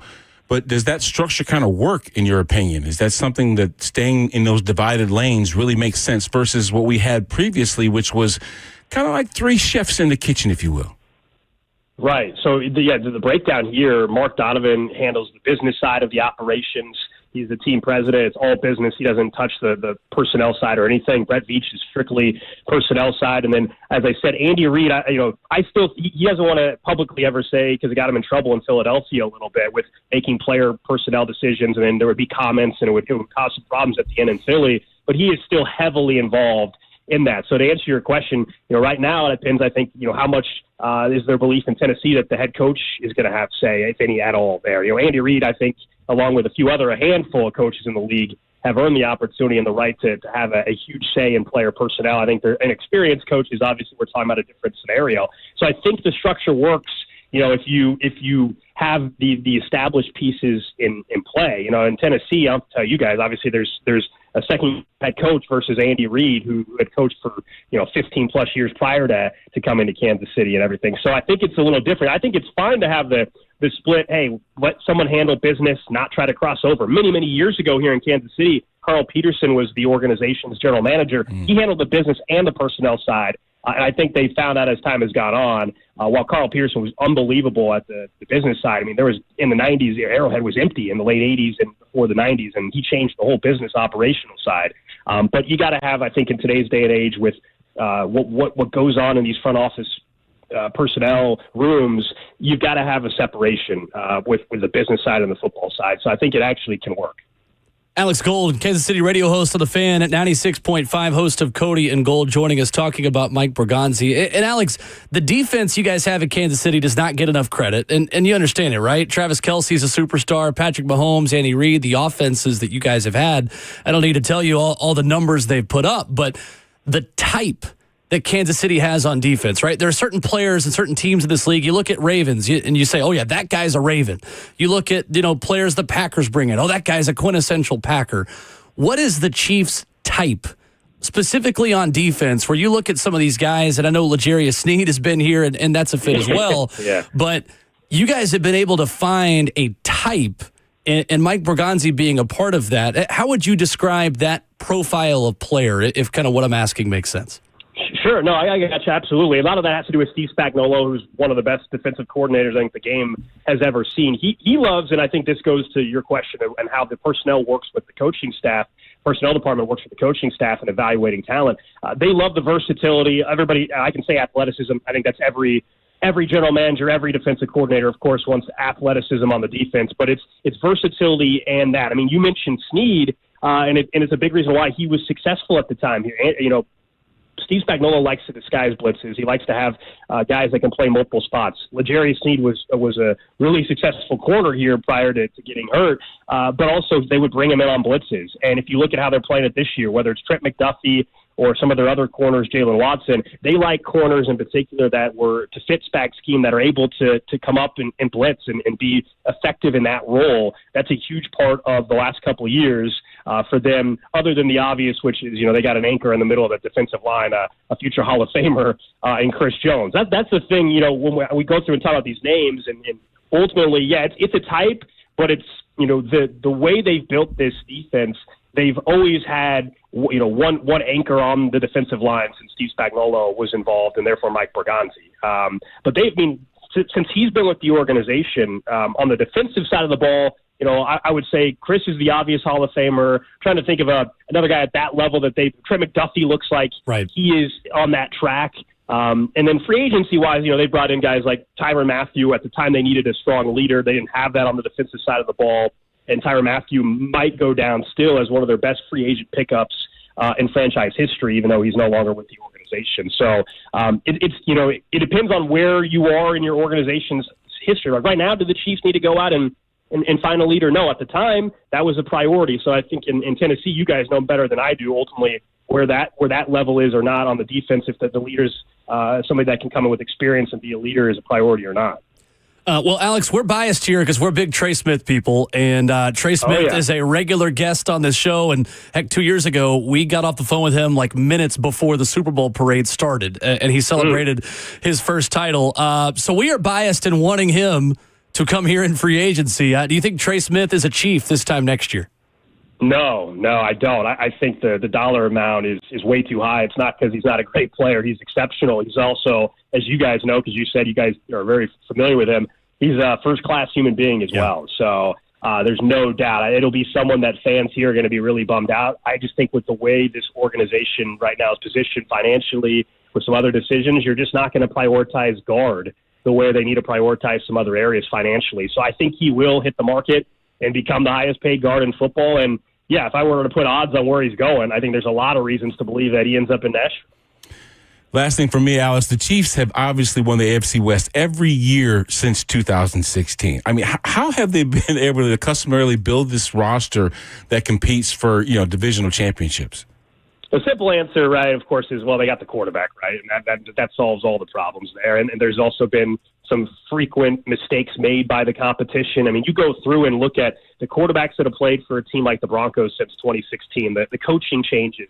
I'm about to say San Diego, the LA Chargers, and the issues there with some of the coaching hires. And then the Raiders still haven't been able to get off the mat, and they don't have a head coach or a GM as we speak today. So a lot of it has been, hey, look, there's been some bad decisions as teams have tried to find ways to go after the Chiefs and Patrick Mahomes. As far as internally for Kansas City and how they've been able to do that, I mean, it really is just that you have to have stability in the organization. And, they've been fortunate up until recently really to keep this staff intact. And here we are talking about Mike Borgonzi, but up until really the last 3 years, they were able to retain Ryan Poles and Borgonzi and Brant Tillis, these other front office personnel. They've been able, for the most part, to retain the offensive staff. And even when they lose a coordinator, well, Andy Reid ultimately is the guy calling the play. So when Doug Peterson left or Matt Nagy or Eric Bieniemy left, it really didn't change a whole lot. And Steve Spagnuolo has been here since 2019, I guess, at this point, once they fired Bob Sutton. So stability in the coaching staff in the front office and the working relationship from ownership all the way down really hasn't changed. And that's why this thing is working, other than the obvious of Patrick Mahomes being, the best quarterback in the league. In Kansas City on the Fan 96.5, the host of Cody and Gold, he is a Hallmark movie star. Alex Gold giving us a few minutes this morning in the Kansas City perspective. Excellent insight, Alex. Thanks so much, man. See you, Alex. Hey, thank you, guys. Yes, sir. Alex Gold with us here this morning talking about Mike Borgonzi and the new GM of the Tennessee Titans. He did a good job. I think it's good insight. And I think the understanding that it has been an effort of a lot of different people in that front office to make them a success beyond just the guy that plays quarterback. Yeah, they find the Pachecos. They find even though Karlaftis was a 30th pick, he still is a quality defensive lineman that is going to be someone to be reckoned with in the future. There's a huge payday for that cat. Totally. I love him out of Purdue. So they find those players that really make a difference besides getting the obvious picks like Patrick Mahomes. Right. You think the Titans should make Trey Smith the highest paid guard in football? Ooh. That's a premium position. It is. Yeah, I don't know about the highest paid guard. I mean, he's going to be very well compensated. I don't think he should be, I'm not saying I don't think he should be. I just don't think he will be. Right. But quality offensive linemen are hard to find. And it actually shocks me that a team that is so well put together wouldn't see the value in keeping the band together of sorts. Right. You know what I'm saying? And when you have good quality offensive linemen, you tend to not let them get out of the building. Mm-hmm. But if his price tag is so high, then it just makes sense. You kind of outprice yourself for what we're willing to pay. Sure. Now, are you willing to, keep this thing together, maybe take a pinch less to continue to win AFC West champion, and block for the best quarterback in the game? Play from Mahomes, right? You see what I'm saying? Versus, hey, I can make, $5-6 million more and go off on my own. Yeah, well, let's see what that road might not be as fruitful, and it might be an uglier situation, but you're being paid more money. And be home. Right? Yeah, that's true too. Yeah. Right. I mean, it is not it is a premium price to pay for a non-premium position is what I mean. Like that is a premium price to pay the highest paid guy at a position that you can find somebody in the second round of the draft, second day of the draft to play for you immediately. But it is very rare you find yourself looking at a guy who has familiarity with the GM you just hired, who was a Tennessee Titans Mr. Football Award winner at the University School of Jackson. Like, hometown kid, really good player. You need the position. We're going to bang the drum all offseason until Trey Smith signs somewhere. But I would do it. I'm biased. I don't care. 615-737-1045 is our number. We'll hit headlines on the way out. There is a new betting favorite to be the next head coach of the Dallas Cowboys. And no, it's not Deion Sanders, even though that would be good for the Titans. We'll talk about who it is, though, next.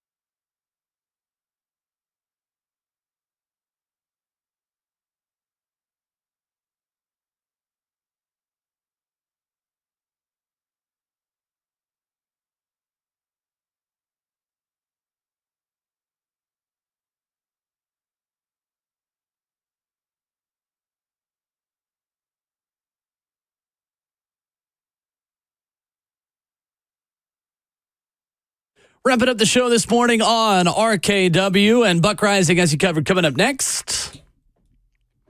Appreciate Brad Hopkins hanging out with us here as always this morning. Ramon and Kayla will be back tomorrow.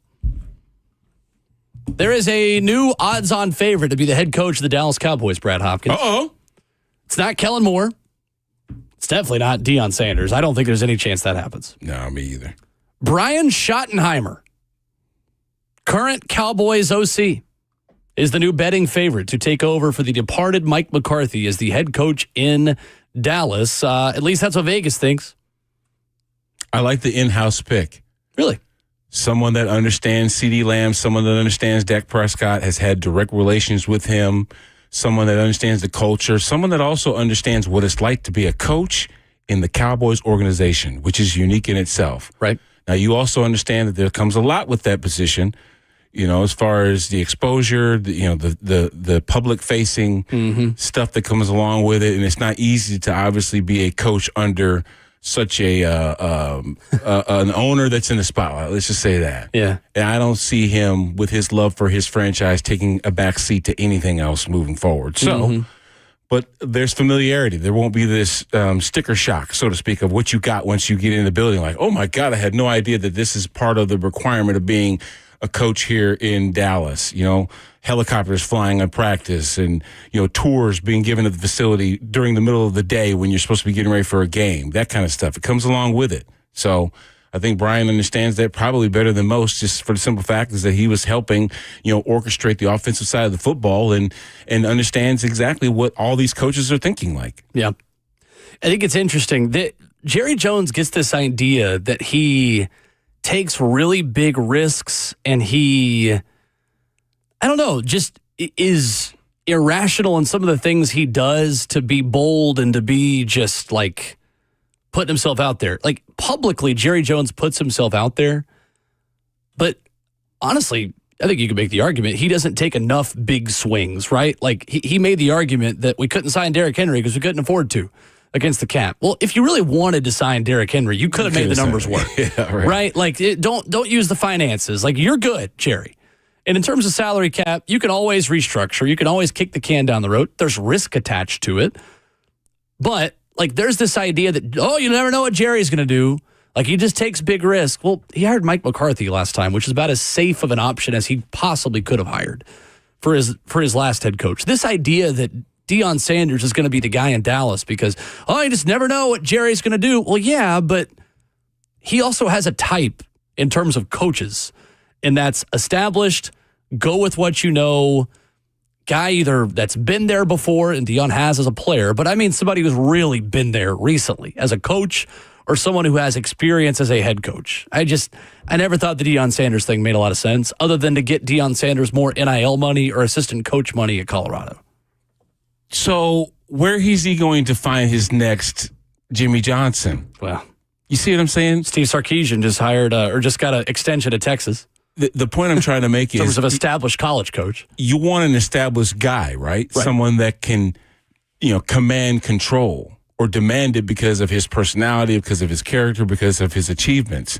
But then again, you don't want him to be big enough to challenge your authority as the owner, so to speak. Mm-hmm. In other words, it sounds like he wants a Barry Switzer. Barry just kind of came in there and managed all those cool assets that were already in place when he got there. He really wasn't asked to do much because you had, Troy Aikman and the likes that were running the dang team, which was great. You know what I'm saying? And, of course, Jerry could be Jerry. But when you're talking about someone that was actually almost solely responsible for the way that the direction that building went, it can't go any other way. Right. So it's almost like how is he going to be able to find what he's actually looking for? Someone that's passive enough to allow Jerry to be Jerry, right, but then again in control enough to be a guy that warrants the kind of respect that it takes to be the head coach of the Dallas Cowboys. Mm-hmm. The one game we've not talked about this morning, Eagles-Rams, 28-22 for the Eagles. We talked about the other three at points throughout the show today. Hilarious that my Thursday 3 pick of Rams plus 6.5 hits because Jake Elliott missed an extra point that was meaningless to the result, but we will absolutely take it. Saquon Barkley, the difference. Snowy game, bad conditions, cold weather. You have an elite running back like that, makes the difference. And again, the turnovers and the mistakes from Matthew Stafford and the Rams offense that Kyron Williams fumble ended up being the difference. Well, first off, I thought that when they were taping up Saquon's hand that there might be an issue. But, honestly. But this dude, man, he's just shown himself to be the guy this year. And what an impression he's made in just 1 year in Philadelphia. Obviously, he went to Philadelphia as an established back, one of the best in the game. But for him to take it to another level, which, I mean, my goodness, rushed for 2,000 yards, has been tremendous with his home run hitting ability. 2 plus 50-yard runs yesterday, to basically cement the deal. It's remarkable to see how such an uncoveted position like running back has such an influence. Man. You know what I'm saying? Because think about this. Derrick Henry was in his first year in Baltimore, and look at the difference he made. Saquon Barkley was in his first year in Philadelphia. Look at the difference that he made. And when you've got a guy that's in that backfield that can take some of the pressure off of a quarterback, no matter how good you are, I mean, that really makes a difference. Well, first off, it shows that the run game has been established. Right. And that is super important. Even when you can throw for 3,000, 4,000 yards, you got to be able to have balance. I mean, even Joe Burrow's missing Joe Mixon, guaranteed. You know what I mean? Even though he's had a tremendous year this year, 100%. The results just aren't there for the team itself. Because when you can be physical, when you can establish the line of scrimmage by pushing people around and bludgeoning them, like Jalen Hurts was talking about Saquon, just, pounding, bam, there goes an explosive play. Yeah. And it happens every single time. It does. That's the formula. And that explosive play was the difference of the game, no doubt. In the long run that Saquon Barkley had in this one, 78-yard touchdown with under 5 minutes to play was the difference. Yep. For the Eagles. Hope you enjoy your Monday morning, whether you're working today or not. Honor the legacy of Martin Luther King Jr. on MLK Day. Shake somebody's hand, give somebody a hug, love somebody that is different than you. That's honoring MLK, whether you're working today or not. We remember and honor the sacrifice, the life, the service of Martin Luther King and the impact he's had in this country. So we're working today, but we're thinking about that as well. Have a dream. Chase it. That's right. Brad Hopkins, thank you. Good to see you. Thank you. We'll be back at it tomorrow morning. A full show. Austin Price will join us. We'll have the R and the K back in RKW. The Buck Rising Show is coming up next on 104.5 The Zone.